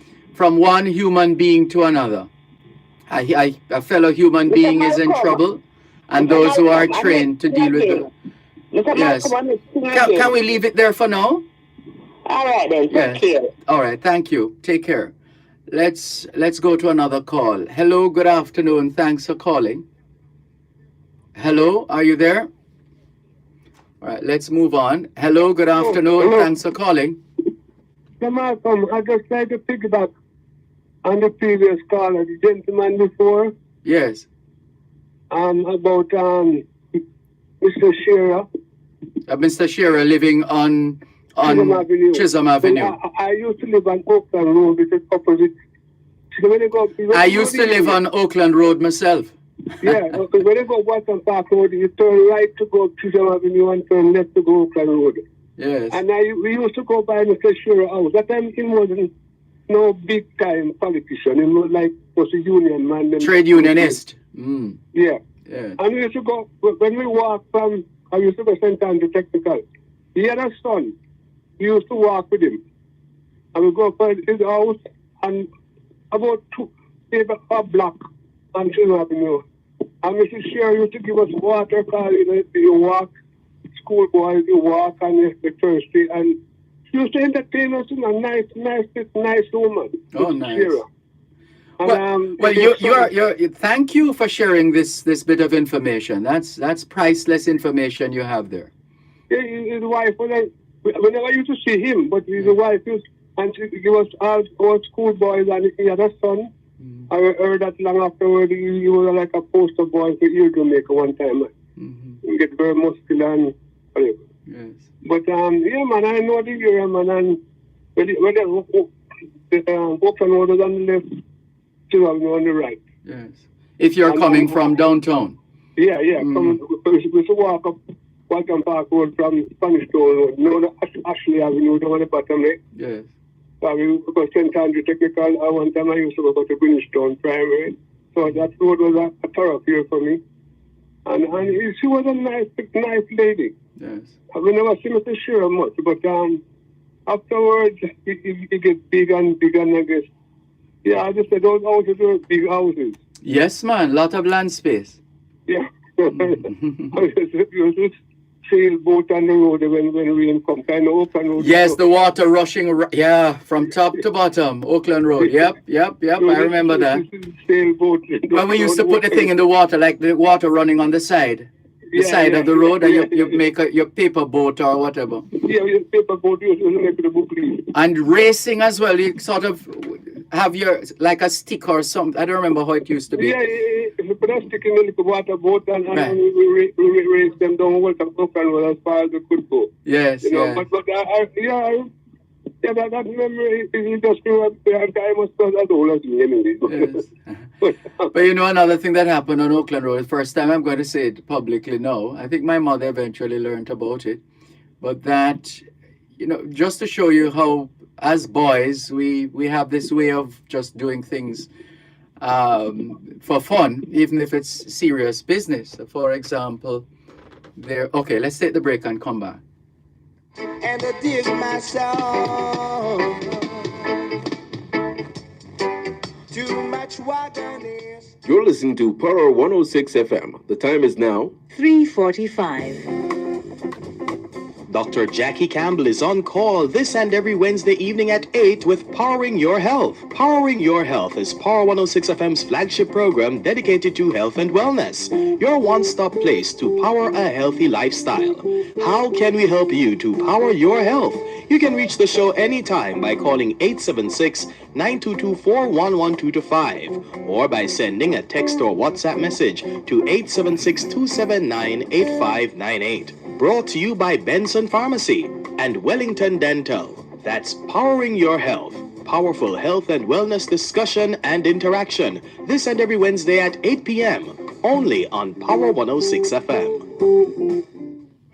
The works of Jehovah, a man you will surely fail. Oh yeah, na na yeah.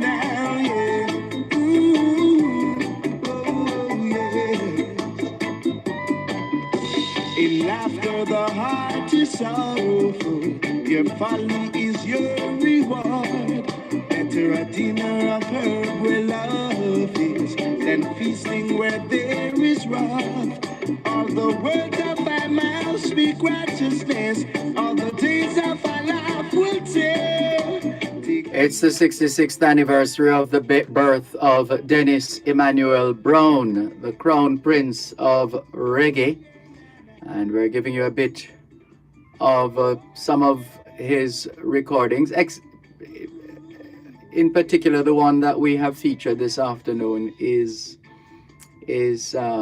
one that is sometimes titled Here I Come or Love and Hate, that people use to remember the song. But we've been sharing some of the others as well.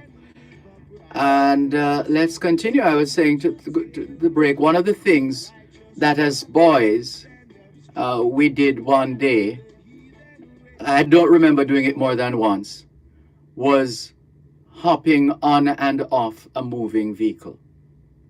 Uh-oh. Yes.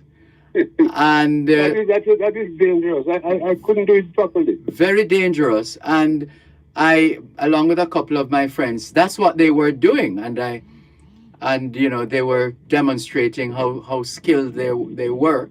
I tried it and I didn't succeed. But I survived. I didn't break anything, maybe a scratch or two. But thank God I survived. I don't know what I was thinking, but never again. I remember saying to myself. Do you know there was an Oakland Avenue? Where? When you go down Oakland Road there, you have a slight little bend. When you turn around, yeah, Oakland Avenue, you have Oakland Road, Oakland Avenue, Oakland Crescent. You know who used to live around Oakland Avenue? Who? Lawrence Rowe. The great Yaga Rowe? Yeah, he and his sister used to live, when it was, it used to be tenement yard. I live in a tenement yard. Yeah, we were living in a tenement yard as well. We were on Oakland Road. But the back of our house was at the back of Lawrence Rowe house and Lawrence and Oakland Avenue. Oh. He had sisters, and you know, afterwards we went to St. Andrew's Bumper, St. Andrew's taking on and get turned to big time pick it up. Oh, but I remember Lawrence Rowe used to talk to him over the fence at the back of Oakland Avenue. Yes. That it run at the back of, you know what I mean, house, back to back houses like. Mm-hmm. Yeah, man, Lawrence Rowe used to live on that. And then after you go straight down, you had a big pumping station on the left-hand side there. Yes, NWC's pumping station. Yeah, and then you're straight to go down Spanish Town Road or whatever. Mm-hmm. Yeah, man, that was a memorable road for me. The boy used to run, when rainfall, run races and boat races on the road, man. Yes. Oh, boy, that gentleman there. Bring back memories, Mr. Malcolm. There are a lot of memories are rushing back because we used to live on Oakland Road. But before, I'm trying to remember which one was first. But we also used to live on Oakland Crescent. Yeah, we have Oakland Crescent too. Yeah. Yes, we used to live in a tenement yard on Oakland Crescent and a tenement yard on Oakland Road. And up the road, you know that corner. So you're going down Oakland Road off Waltham Park. You turn onto Oakland Road. As you're going down, there's a corner. You know that corner? Yeah, a slight corner, yeah. Right. Now the house on the left-hand side, right in that corner. You know that house? There's a house there. Yeah. Right. That is where my sister and I and our friends in the community, that is where we used to go to watch TV because we didn't have any television. So the owners of that household were kind enough to open their front door so that we could see the TV screen. Sorry, go ahead. But remember there was a church on the left-hand side too? Yes, that's Pastor Allison's church. Yes. Pastor Allison. Yes. That guy was an energetic pastor, you know. He always sweat. Always dancing. Yeah, always sweating, dancing and sweating. Yes. Well, the church is still going, still very much going, and whenever I pass there on a Sunday, for example, a lot of vehicles parked up. A lot of people there. Yeah. Those were the days. Then up at Waltham Park, where I used to go to Olivet Gospel Hall, the church. Yes, I know Olivet. That's where my Sunday school used to go. Oh, so walk on the corner there, turn left and go to Sunday school. And you know, those are nice times, I remember. Yes, indeed. All right, Mr. Malcolm. Thank you very much for the memories. Thank you for adding value to today's edition of Both Sides of the Story. Thank you. You're most welcome. All the best. Take care.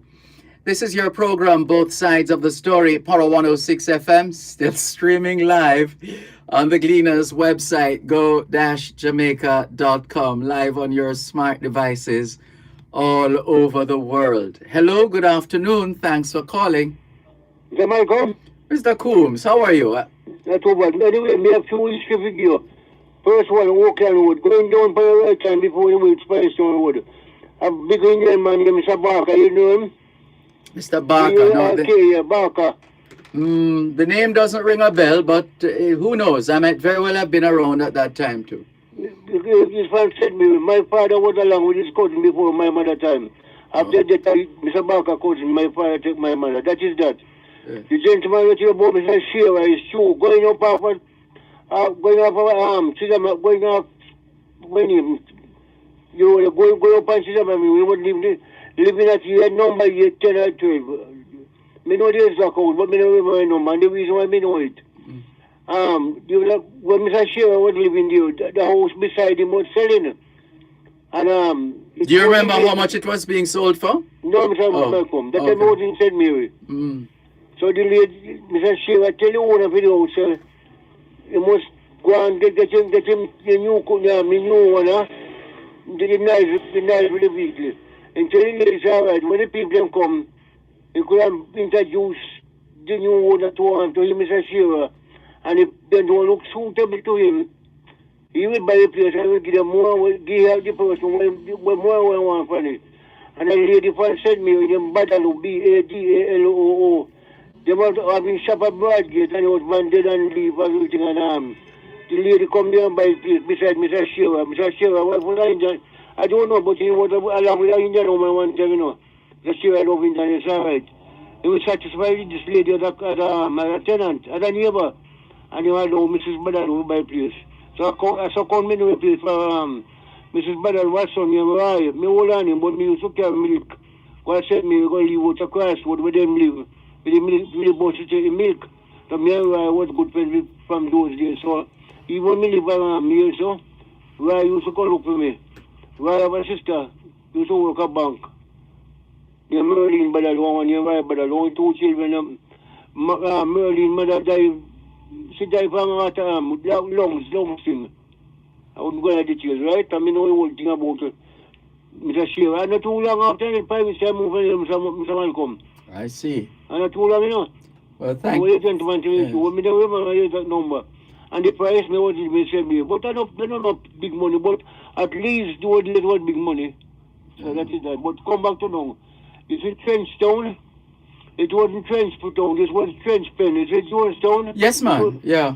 That's true. That's true. Yes, man. Okay. Most of these, it's a colonial style of naming these areas as such, as pens. 2 minutes, sir. My lady van send me, she is Mrs. Norton, a Indian, you know, and call her Miss Matty. She and my father was good friends from boy days. I don't know if anything I go on I don't know about that, but when she moved, she don't for my father. I said, come, Coombs, come, no land that town. My father said no, and she go there. I never buy him by land, but Miss Norton, I work for board house, pound a month, 15 shillings. Work for house while I went out. She said, come, you can't, my father used to say, a cow business. So she said, come, knock grass, that more land, that town, one country for the cow, you can't go from cow and roads and all about. And, when Georgetown changed out to Miss Matty, Miss Norton, she go Ambrook Lane and by about 2 acres around there. So me know of Ambrook Lane, me know. Ambrook Lane is off Hagley Park Road. That road where the animal pound used to be. And they had set up a training facility for street boys in relatively recent history, in relatively recent times. And I don't know whatever became of it, how long it lasted. But the idea was to take the boys off the street or get them off the street and doing something productive. Yeah, man. So all Trenchtown, you know, I wouldn't say two men, two giants, and by one named James Power Trench and one named John Trench. You think you're particularly not, you know, Mr. Ian Bowen, secretary to come for me.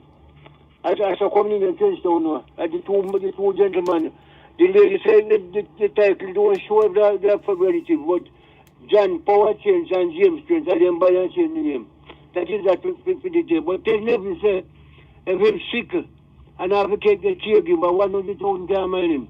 But me have to get caregiver, I mean, I'm going to get you, but I never spend far more than 100,000 a month. I'm a caregiver, I want to get 50,000 a month. All right, Mister, don't you want to say too much about your business, please, Mr. Coombs? Let's, yeah, but it's not the kind of thing you want to advertise. We get it. Thank you.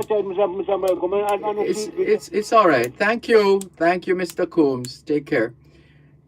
We also have to help you, Mr. Coombs. We see where you're, you know, if you're getting into certain waters, we have to rescue you from that. Please. Have to be careful in these times. Let's continue with more on your program, Both Sides of the Story, Poro 106 FM. Hello to Cicilline Fowler. Good afternoon to you. Thanks for tuning in. Rachel Graham, good to see you online. Lisa Brown Campbell says it was good hearing Wilson earlier. It's been a while. Indeed. And this one from Hope for the World. Hope for the World. Based on the call about Haiti, I have some questions. What is the history and its experiences that caused that country to be where it is? Well, you'd have to read the history to find out. Hope for the World, and that history is everywhere. In this day and age of technology, you can bring it up. The history of Haiti being the first to essentially secure their freedom and what that meant for the colonial masters, the French, for example, of France, and so on and so forth, and what they did to Haiti and what America has done to Haiti over the years. And it's a lot. And also the level of instability invariably because of all kinds of socio-political matters, etc. All right, let's take the break. But the information is out there. You just Google, just type Haiti, and you'll see everything you need to know. One moment, please. Ooh. At Wellington Dental, they offer cleaning, filling, whitening, and other services for the entire family. The time by Wellington Dental is 4 o'clock. Tune in every Thursday at 3:30 p.m. for Your Legal Corner with Bailey Walker Huntington, during both sides of the story with Dervan Malcolm on Power 106 FM. It's your source of information regarding U.S. immigration matters, combined with Power 106 FM's pioneer of diaspora broadcasting. Call in with your U.S. immigration queries and concerns on 876-9224-11225 or send a text or WhatsApp message to 876-279-8598 and get the answers you need for your U.S. immigration questions. That's Your Legal Corner with Bailey Walker Huntington, Thursdays at 3:30 p.m. during both sides of the story with Dervan Malcolm, only on Power 106 FM. So there is no reason to be funny, cause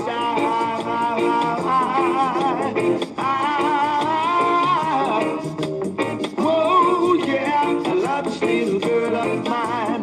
Woo, woo, yeah. Woo, woo, yeah. Woo, woo, yeah. Dennis Emmanuel Brown, on the occasion of the 66th anniversary of his birth.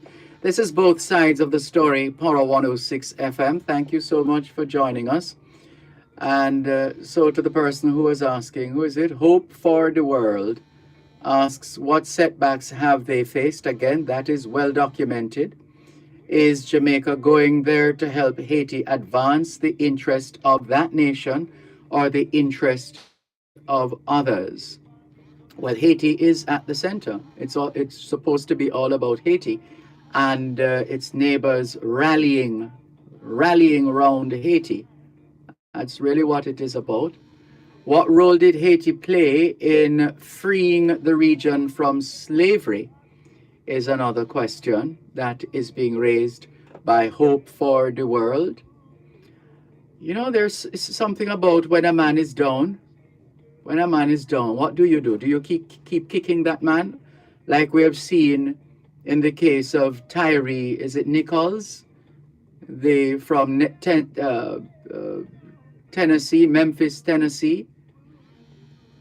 Or like George Floyd, do you keep battering the person even as the person is on the ground and on the receiving end of the battering?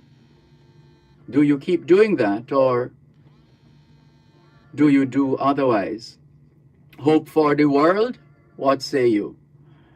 And more questions. What role did the payment of reparations to France play in the setback of Haiti? That is also documented, very well documented. That's why at your first question, we sent you to Google if you have to be asking these questions, although we recognize that these are effectively rhetorical questions, because we both know the answers to these questions.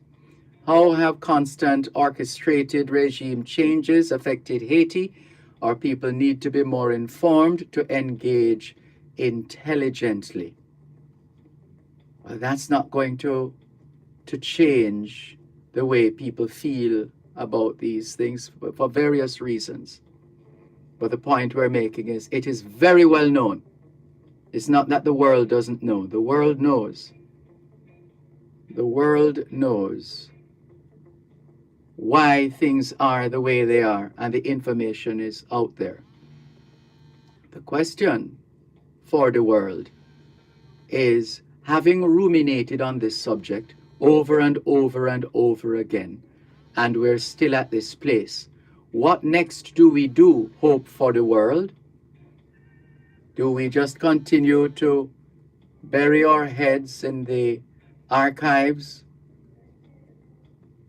Or is there more that we can do? More questions for you, Hope for the World.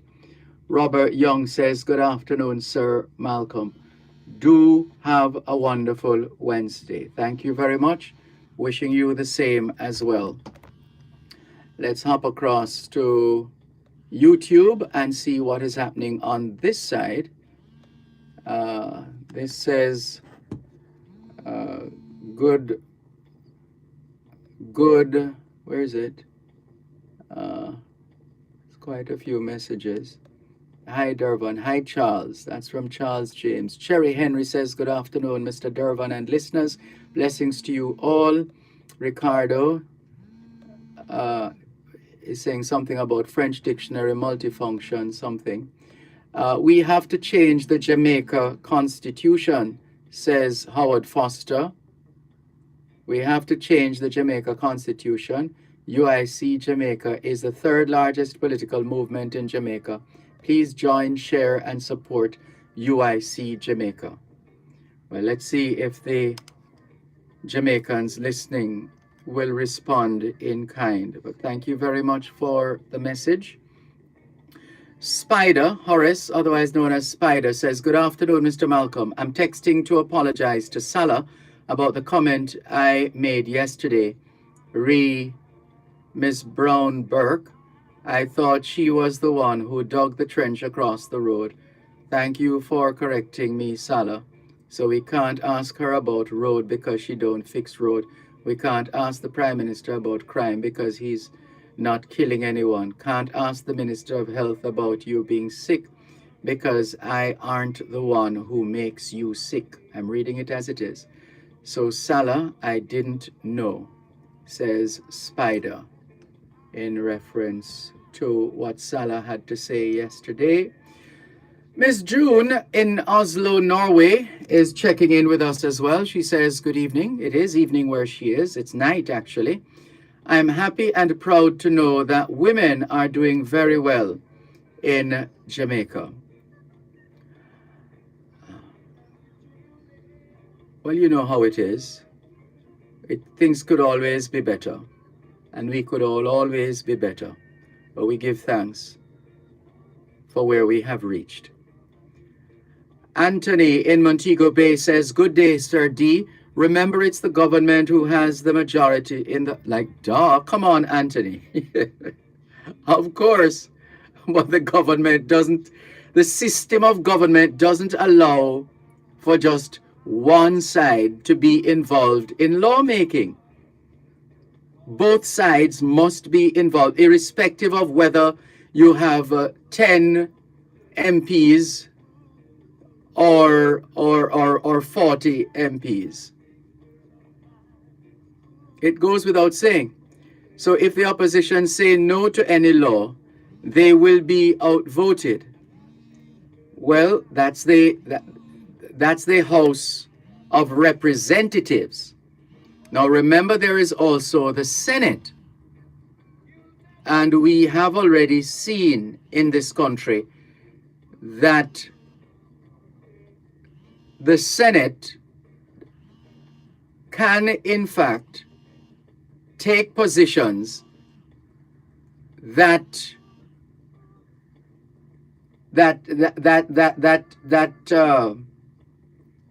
would cause a halt or some kind of change,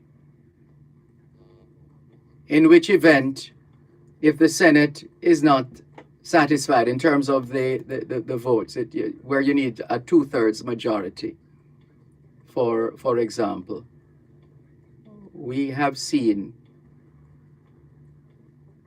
that it doesn't always go the way you are putting it, to say, well, you have the government who has the majority. In the House of Representatives, yes. But for certain decisions in the Senate, as we have seen in this day and age of states of emergency,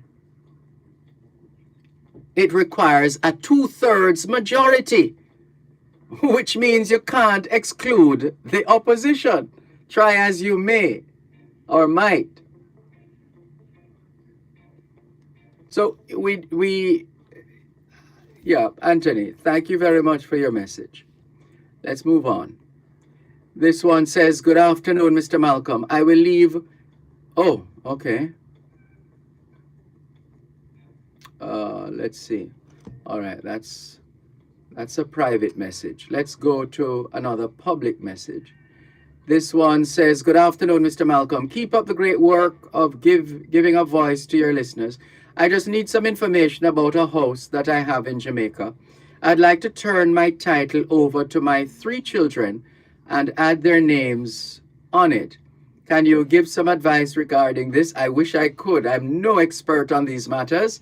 So I'm going to forward this message. We're going to forward this message to the team of Gloria Brown and Calicia Findlay, attorneys at law. So that's what we are doing right now. So we just sent it to attorney at law Gloria Brown. We're now going to forward the same message to Calicia Findlay. So whoever has the opportunity of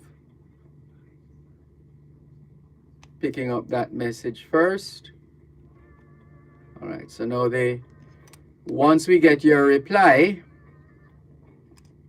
once we get their reply, we will forward it to you, the person who sent this message. Is there a name? No, there's no name. There's no name. All right. Patriotic Jamaican in New York says, Mr. Malcolm, I find it very strange to hear a Jamaican calling in on the radio talking about how Haitians, I know exactly where Patriotic Jamaican in New York is going. But anyway, we read the message. Mr. Malcolm, I find it very strange to hear a Jamaican calling in on the radio talking about how Haitians are killing off one another. What this caller doesn't seem to understand is that the murder rate in Jamaica is higher than that of Haiti. Does this caller know that Jamaica is among the top 5 most murderous countries in the world? As poor as Haiti is, they seem to care more about each other than Jamaicans. That debate rages on. As we continue with more on your program, Both Sides of the Story, Power 106 FM. Here is another message. Good afternoon, Sir D. If I bought a piece of land, all right, we have to send this to Gloria Brown and Calicia Findlay as well. Sending them right now. And let's go to this one. Good afternoon. Can I get the WhatsApp number for the lawyer who deals with the land matter on a Monday? All right, we'll do better than that. We will forward your message as well to Calicia Findlay and Gloria Brown. And this one says, good afternoon, Sir Malcolm. I'm trying to assist someone to register an outstanding ticket, but I can't get to the courthouse to get the website that they advertise. Can you assist me, please? And thanks. If I can remember it. Somebody was on radio. What's it? Something about CAD, because C stands for court, the A for administration, and the D for division, CAD. If you Google CAD or Court Administration Division, you should find some help there. Court Administration Department, CAD. And this one says, good evening, still afternoon in Jamaica. Maybe it's evening where you are, Miss Dell.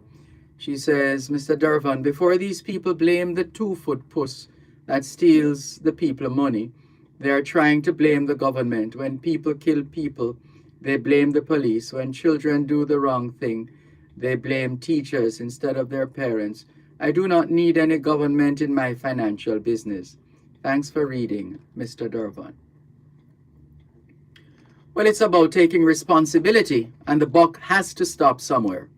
There are no two ways about it. The buck has to stop somewhere. Somebody must take responsibility.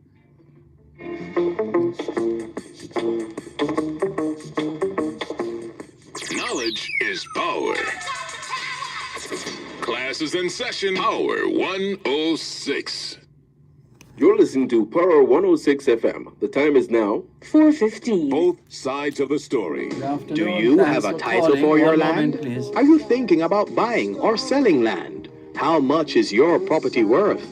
Tune in to Both Sides of the Story with Dervan Malcolm on Power 106 FM every last Tuesday at 3:30 p.m.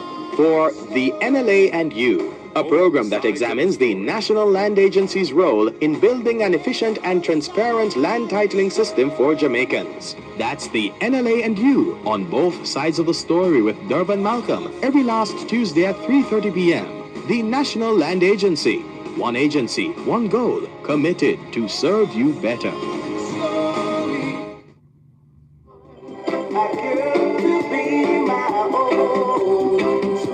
She called me, but I don't believe a word she said. 'Cause she ran away and left me one rainy day. She made me have in mind that her love would never die. And now I'm alone, yeah, so alone, so alone.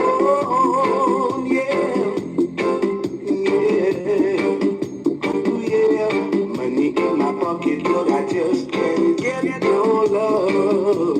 Oh no, money in my pocket, but I just can't get no love. The love I had in mind was very, very hard to find. Oh, it's hard for a man to live without a woman, yeah. It's hard for a man to live without a woman, and a woman to live without a man. So sings Dennis Emmanuel Brown. This is your program, Both Sides of the Story, Power 106 FM. I'm Dervan Malcolm, and we're taking your calls on 876-922-4112 to 5, 876-922-4112 to 5. What is this now? Good afternoon, Mr. Malcolm. Can you please do a check on Seaforth Police Station in St. Thomas to find out why they are always locked in the station? The gates are padlocked from about 8 p.m. and the officers are asleep. Well, we would humbly suggest you report it to you could try the civilian oversight.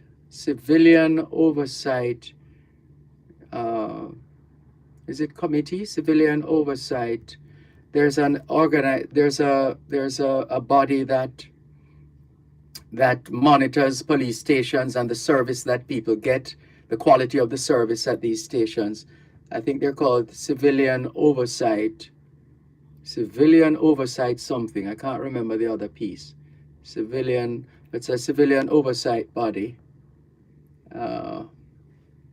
We'll see if we can bring that up online in just a moment so that we give you the information while the iron is hot. So we're looking for civilian oversight. Civilian oversight. Let's just put in Jamaica here and see what happens. Civilian oversight. Right, the Police Civilian Oversight Authority. That's what it is called. Police Civilian Oversight Authority. That would be a good organization to share your concern with. But of course, you could also write to the police commissioner. You could, or the area commander. If you're not satisfied, then the next in command, etc., etc. And they normally wake about 5:30 a.m., this message says. And the message is from Just Tay. That's the reason crime is escalating and there's a lot of shop break-ins in the area. Well, just remember, one thing following another is not necessarily an indication that one caused the other, but you could investigate, interrogate, examine, and see if you can identify palpably the cause being what you say it is. UIC Jamaica will be united, says Howard Foster. UIC Jamaica will unite the Caribbean countries. Please join, share, and support UIC Jamaica. So that's open campaigning there by the UIC, or at least a representative of the UIC.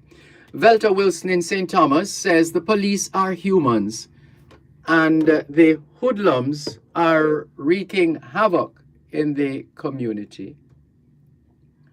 And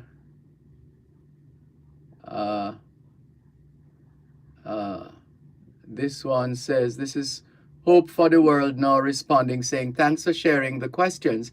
Yes, they were rhetorical questions. The information is available, but obviously people are still not aware, and hence they make comments about Haiti that do not take their actual situation into account. Look at what happened after the earthquake. Some funds raised to assist never reached Haiti. That's a fact, yes. 13 years later, Haitians are still living in tents. Yeah.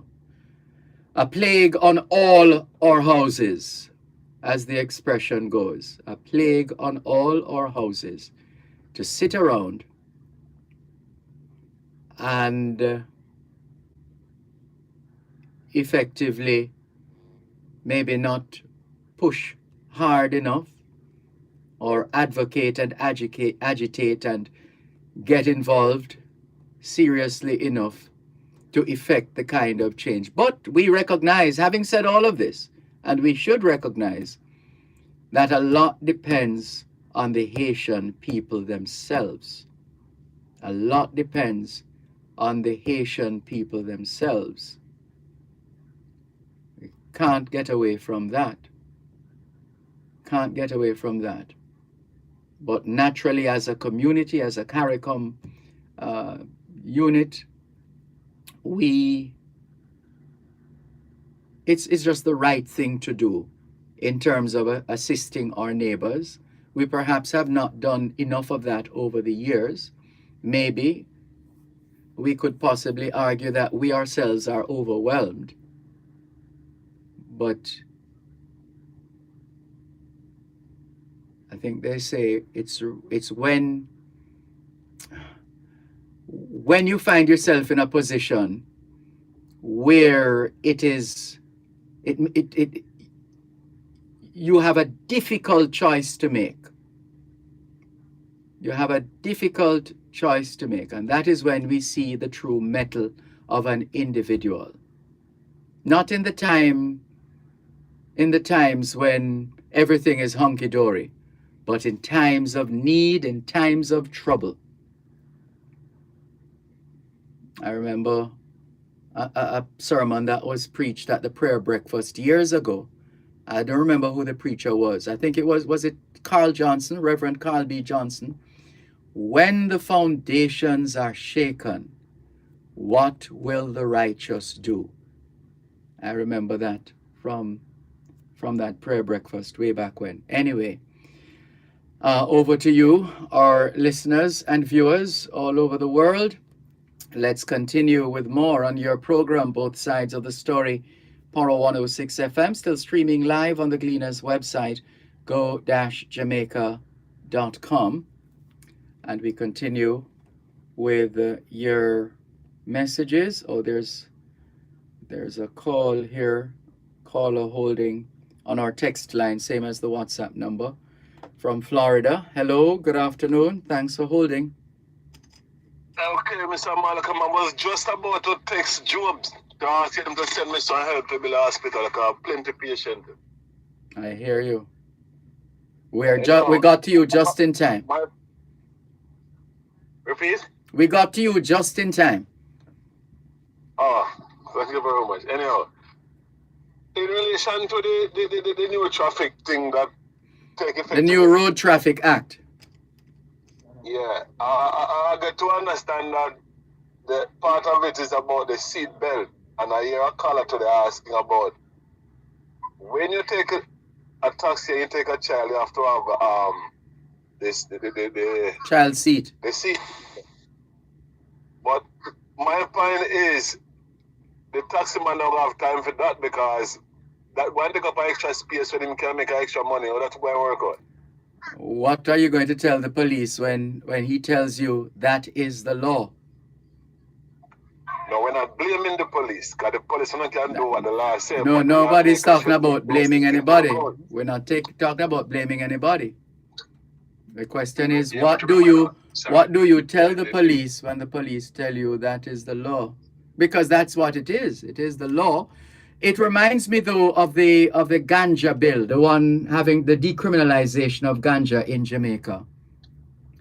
That was mishandled, and this is another case of mishandling the management of our traffic environment, because there hasn't been, as far as I'm aware, any significant public education program, any significant public awareness program for a reasonable period of time, just as was done when Peter Phillips was the transport minister, when the seatbelt law came into force.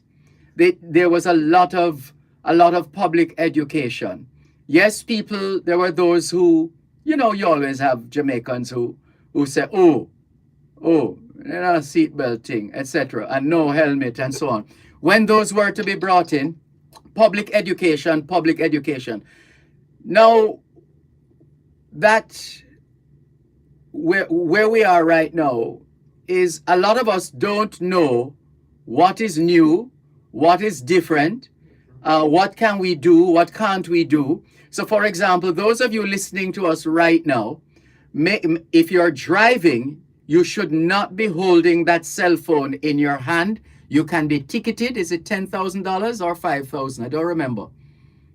But you can be ticketed for talking on your cell phone while driving. Not sure how many people recognize that is now in force. This is the 1st of February. It's now in force. I understand. Yes, go ahead. No, I understand all of that. They watching the video, because those are distraction, using the phone, and those things are distraction. But two problems I have with that new law is, if the police stop you, remember now, we are human, and you can't forget it just like anybody else. You forgot your license, they say they're going to arrest you for you. Put you in custody. Is that true? Well, the question, therefore, is, where were you, where were we, where have we been when all of this was being debated in Parliament and in the Senate, and pretty much that's the primary space? Where was the voice of the people included? Were the people involved in any significant way? Were there town hall meetings? Were there sittings with different transport interests, public transport interests, etc.? That's the question, no. Yeah, but Mr. Malcolm, when them craft them law, certain law, they don't get the public input, because they know some of the things where them come with, the public not going agree with it. Well, they will tell you that in the groups of individuals are usually invited, like, for example, let's say the taxi operators or bus operators, etc. Now, the extent to which that actually happened, I'm not able to say. I'll have to check. All right, you're a man who travel a lot, and if you places like the US, and when them pull you over, if you say you don't have a driver's license, the police can find a quick flash say you don't have none at all. All they have to give him your information, him punch down computer, and he don't show you having one at a different ball game. If you leave it at home and he show you have one, that's something different. But you cannot, if a man say he got him license, you give him a ticket, and him go to court and show the judge and him good. You don't lock him up for that. One moment, please.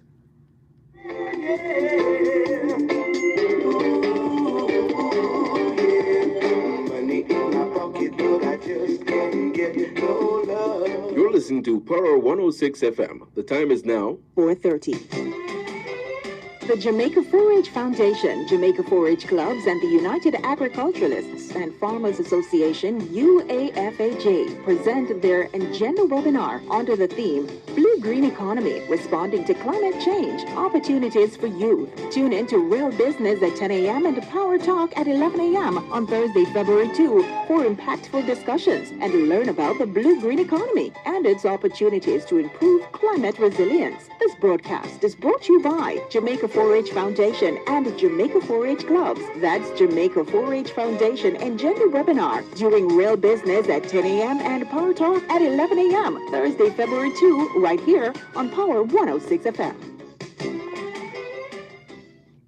Together anymore. Am I to go on now, living this way? Acting like a child so young and gay.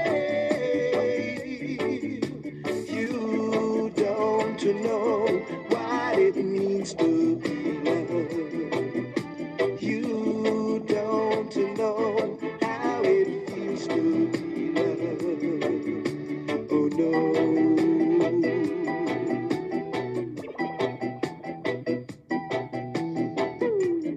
I've got to tell you this. Your love I've tried to resist, for I just can't go on like this, pretending each day. You make me feel so mad. You make me feel so sad whenever I have to share your love. So how could I ever go on living this way? Dennis Emmanuel Brown, the 66th anniversary of his birth today, the 1st of February. ¿Qué hora es en español? Son las 5:28. Quelle heure est-il en français? Les 5h-28. Tiens, TDN-le, ou Dien Cha Archer Bafen. 28 minutes to 5 o'clock in the afternoon here at Broadcast House, 32 Lyndhurst Road, Kingston 5, St. Andrew, Jamaica. Have you had a checkup lately? If not, now is a good time. Let's not wait till we get sick to get a checkup. How about that? Students, schoolers, have you done your homework yet? If not, now is a good time. Good afternoon to all the students listening to us, all the schoolers from the early childhood level to the secondary level. Trust you had a productive day of learning. Hope you also managed to get in some physical activity, just as important as mental activity. As we always say, young people, socialization makes you educable. Education makes you trainable. Training makes you employable. And the right attitude makes you successful. Homework time, young people. And parents and guardians, do you know where your children are? Are they where they're supposed to be? Doing what they're supposed to be doing? It's a good time to check up on the children. A good time for us to continue with more on your program, Both Sides of the Story, Power 106 FM. Good afternoon to the members of the Jamaican American Association of Central Florida. Thank you very much for tuning in, Jamaican American Association of Central Florida. Norman Hines is in St. Thomas, greeting us. Good afternoon, Norman Hines in St. Thomas. Inez Ayona Campbell is somewhere in Bridgeport, Connecticut. And we thank her for tuning in as well. Let's go back to the phone lines. Thanks for holding. You know, my biggest disappointment with that part of the law that says if you don't have a license, you must arrest you. Bruce Golding was the man who bring up that already, you know. And them same one and some of the opposition shoot it down. Say people can't pick out the license, so you issue my ticket. And then them come back with it. I don't know why they do that. Well, you if you get an opportunity to ask any of the legislators, they would be able to tell you why they did that. I remember now, the police don't have even if you tell the police you don't have a license anyway, you don't have nothing. If you give me information, we check to see if you're telling him lie that you don't have any or you forgot it. In other country, they can check, the police can pull up in computer at the same time and check and see if you tell a lie. Well, I would imagine these handheld. Public involved, but that I understand them. Bury them in the sun, say this route they take and nobody can tell them nothing. Is that the way they go nowadays? I don't know. Oh, man, you can't put a man should go to jail when it's a criminal offense. But motor vehicle offense, and it's a fine, and you never fine him, man. Because me got caught already and traffic ticket here. And when the judge said the last time I forgot my seatbelt and the police did that to somebody, I noticed me never have my seatbelt, and he said, let me see your license, me give him. I ask him, what you want my license for? He said, you don't have a seatbelt. Anyhow, he give me a ticket and I got to court. The judge fined me $100 and same time they give me a ticket and got the court office and them say, if they pay same time I want a court, my payment plan. They don't have a system in place. They don't have it. They take you off to jail same time. I don't know what they're taking that route. Well, as I hear John, a guy called a one named John say, it seems as if this government want to criminalize Jamaican. Is that true? You're asking the wrong person. Perhaps you could ask John next time you hear from him. All right, boss. In closing, what happened to Rascom? I'm still on your link here. No. Well, it seems as if you're on a long vacation. Apparently. All right, boss. Take care, because I forgot work anyway. All right. You take care, too. All the best. Yeah. Bye-bye. This is your program, Both Sides of the Story, Power 106 FM, still streaming live on the Gleaners website, go-jamaica.com, live on your smart devices all over the world. Taking your calls on 876-922-4112-5. This message says, hello, Mr. Malcolm. The last time spoke to you, or the last, oh, you mean the last time. The last time I spoke to you, you sent me some information that was the wrong person. I am the Blue Mountain coffee farmer. Well, I haven't had that problem with the other people I've referred to her. So I'm not sure. I'm not sure what to tell you, Prince. I'm not sure what to tell you because others have been referred to her. One person from Clarendon and someone else from, where's the other person from?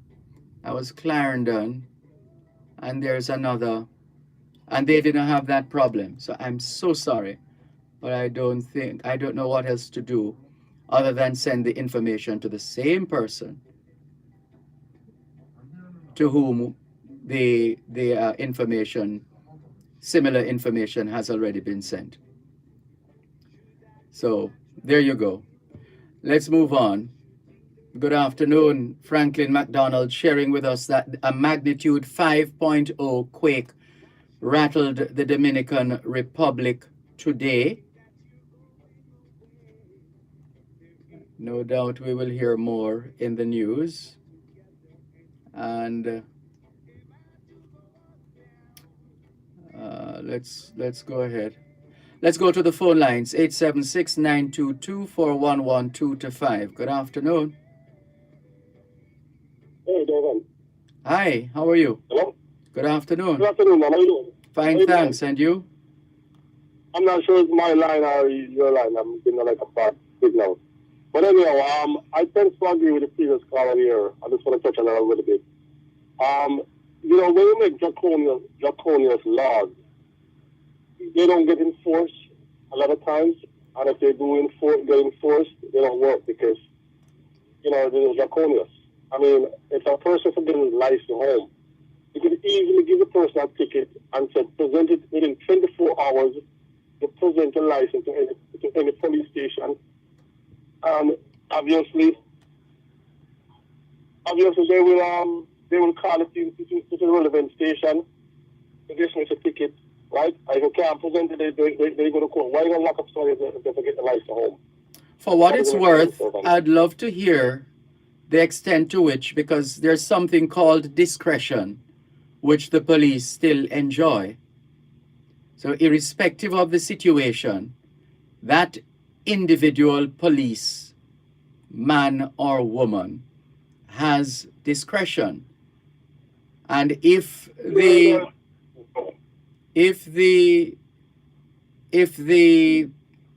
motorist or road user, if the motorist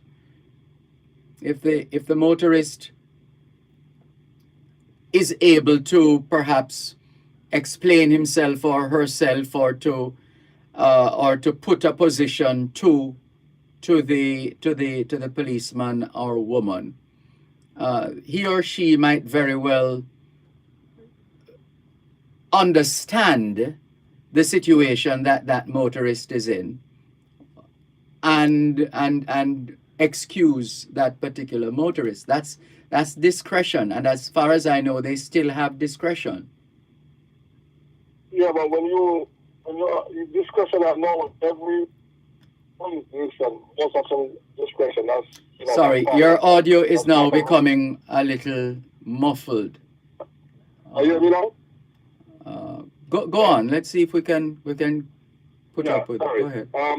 Every police institution must have some form of discretion, but we left up too much discretion to law enforcers. It creates a problem.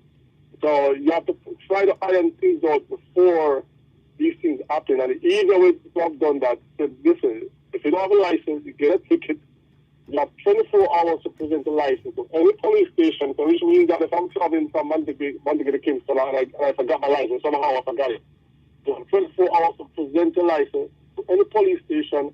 That police station can call it in to wherever you get the ticket, and they'll say, yes, Dervan Malcolm is here with his license, it's valid, he has a license, that ticket gets dismissed immediately before it goes to court. It's that type of court. If you don't get it in 24 hours, then it goes to the court. You have to bring a license. If you don't bring a license, they get a charge. If it's arrested offense, I don't know how you put that code. I think you have to hire these things before it gets to that point. That's my opinion. Yeah, well, put it to the legislators. I may tell them and tell them, but my way, I heard that if somebody in the front is drunk, they go to a party and say, I'm driving and you want to drinking a lot of Dervan and you're drunk and I'm bringing you home. I heard that the person, the driver can get charged. Is that true? No, this is the thing now. I haven't personally gone through every single line, every single section. It's a lot. This act, which has been long in coming. So I don't have all the details. What I do know is that today is the effective date. And I do know that there were sittings, committee sittings and parliamentary sessions and so on.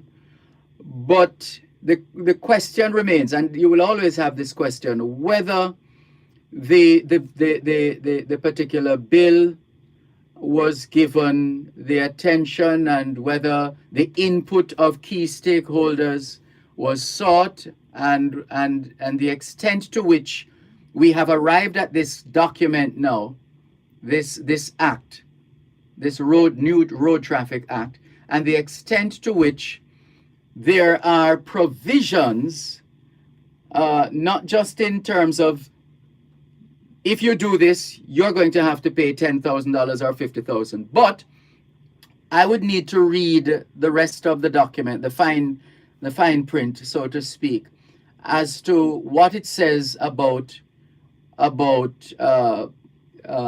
discretion, or what it says about giving more time for, or a period of time within which to make a decision on a pending matter involving a traffic cop or so on. In other words, there might very well be provisions there that say. Well, the question I'm asking, I heard somebody brought up that if a person is drunk in the front seat, I'm bringing her home. They're drunk, I'm bringing her home, and the cop pulled me over.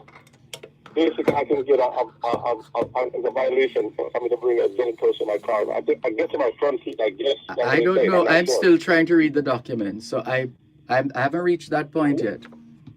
Well, I'm quick on that before I go on to the next thing.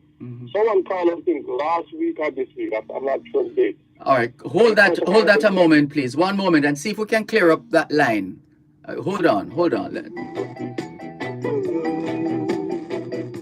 No, you don't know what it means to. You don't know. You're listening to Power 106 FM. The time is now 4:45. It started 50 years ago. A relay carnival like no other. Witness the passing of the baton to a new generation. The 2023 Gibson McCook Relays returns to your #1 group of stations. TVJ, TVJSN, Hits 92 FM, and One Spot Media on February 25. Calabar in that third position, but Kingston College storms down the home stretch. Kingston College winning the Class 2 boys 4x100 meters. That's the 2023 Gibson McCook Relays, February 25, live on TVJ, TVJSN, Hits 92 FM, and One Spot Media. Don't you miss it! Halfway down.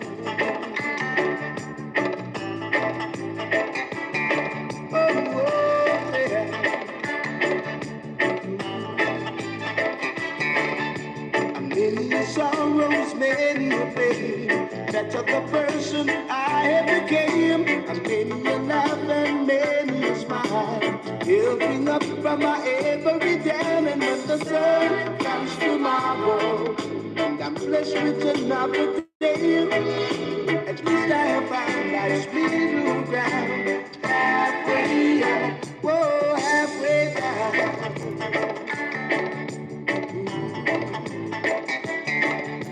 Hi, Dwayne. I'm on air. I'll call you in just a moment.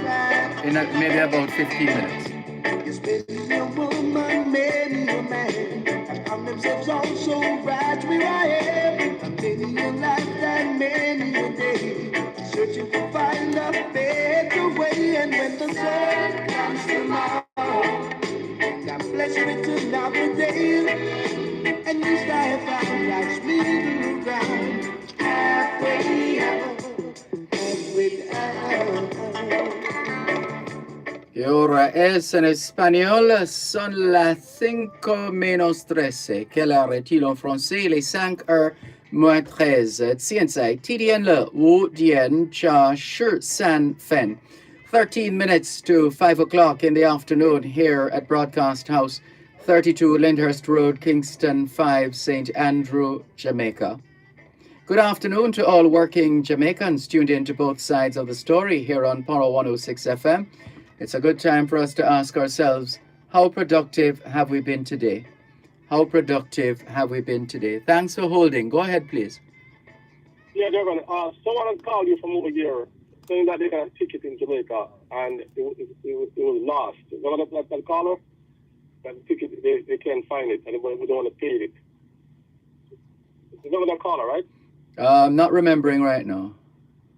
Yeah, but anyway, the person called you and said they had a ticket and it was lost and they want to pay it. So the way it works here, as you know, your license here is motor vehicle or your license based on the state. So if I go to New Jersey and I get a ticket, they create a profile. Actually, they actually give me like a fake license in Jersey. So I think it should work the same in Jamaica. If I come to Jamaica, I don't think fake is the word you want, though.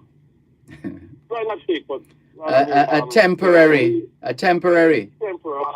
Right. Okay. Yes. Fine. Better word. And they create that temporary license for you. So that person who called you should have a profile of them in Jamaica with that ticket. So if they call or go to the tax office and give them name and date of birth, they should be able to pull it up. Quick here with the Asian thing, Dervan. Try to know what's going on down in Haiti.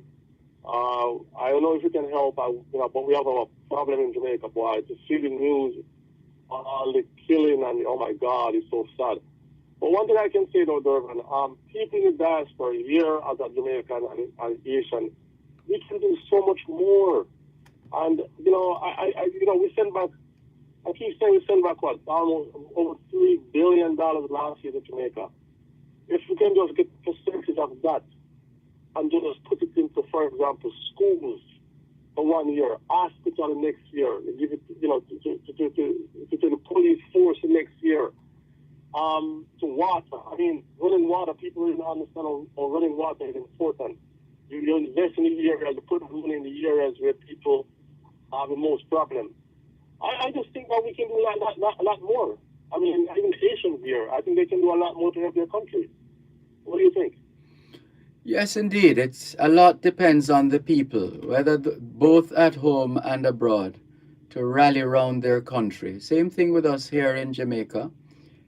No matter what kind of system or process or strategy that we come with, if the people are not at the center of it, if the interest of the people is not paramount, then it's not going to survive. It's not going to be sustainable.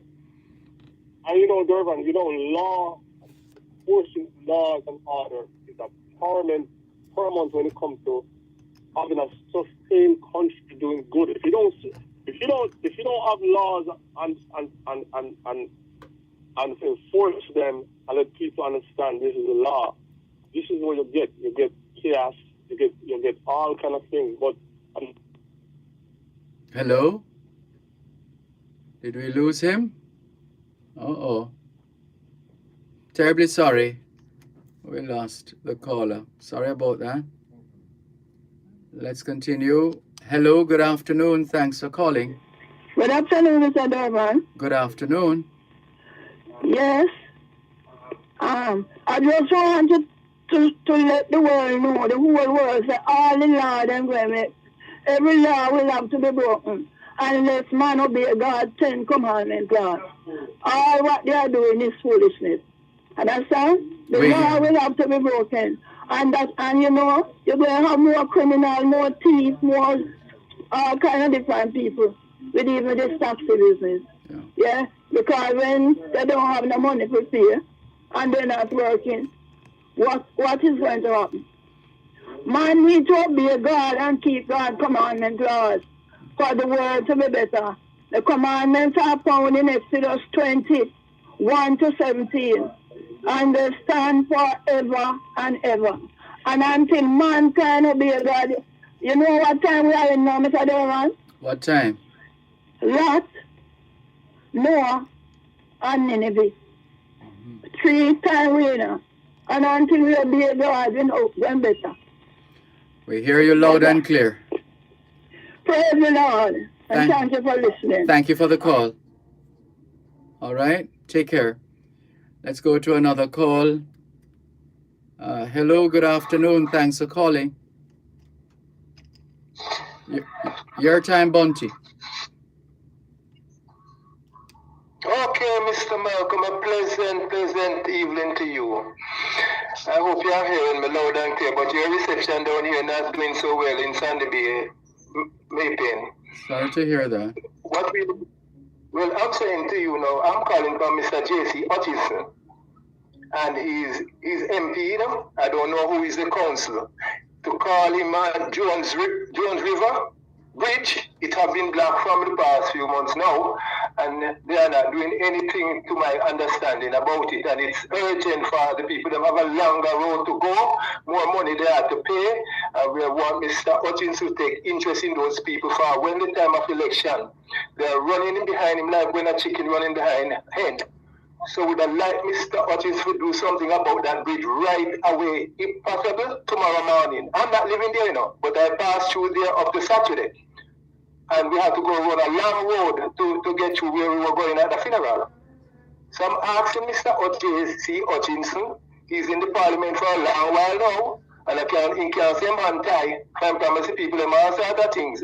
But the people them so stupid, they'll be following him around like chicken. No, why are you calling people stupid? Call out people like that, man. Calling people stupid. That's not necessary. That's not necessary. But Mr.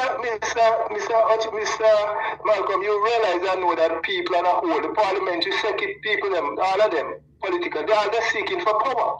For right now, this person in power right now, and the other person, all him trying to do, right, to belittle the other one. And it's the same set of people, them, when he came over, none of them can do anything better more than what they are doing. So what they should do, try to cooperate, unite with one another, and try to do whatever they can do.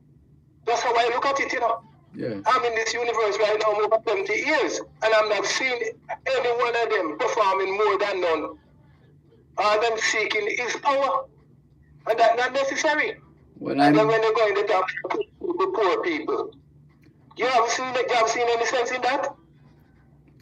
I'm sure they'll tell you. I'm sure they'll tell you otherwise, that they are public servants, and they help, and they work, and they do this, and they maybe can show you one or two projects to say we did that and we did this.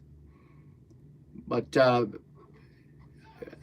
resources, my late mother would say, water more than flour, because the amount of work that is needed and the things that need to be done in this country,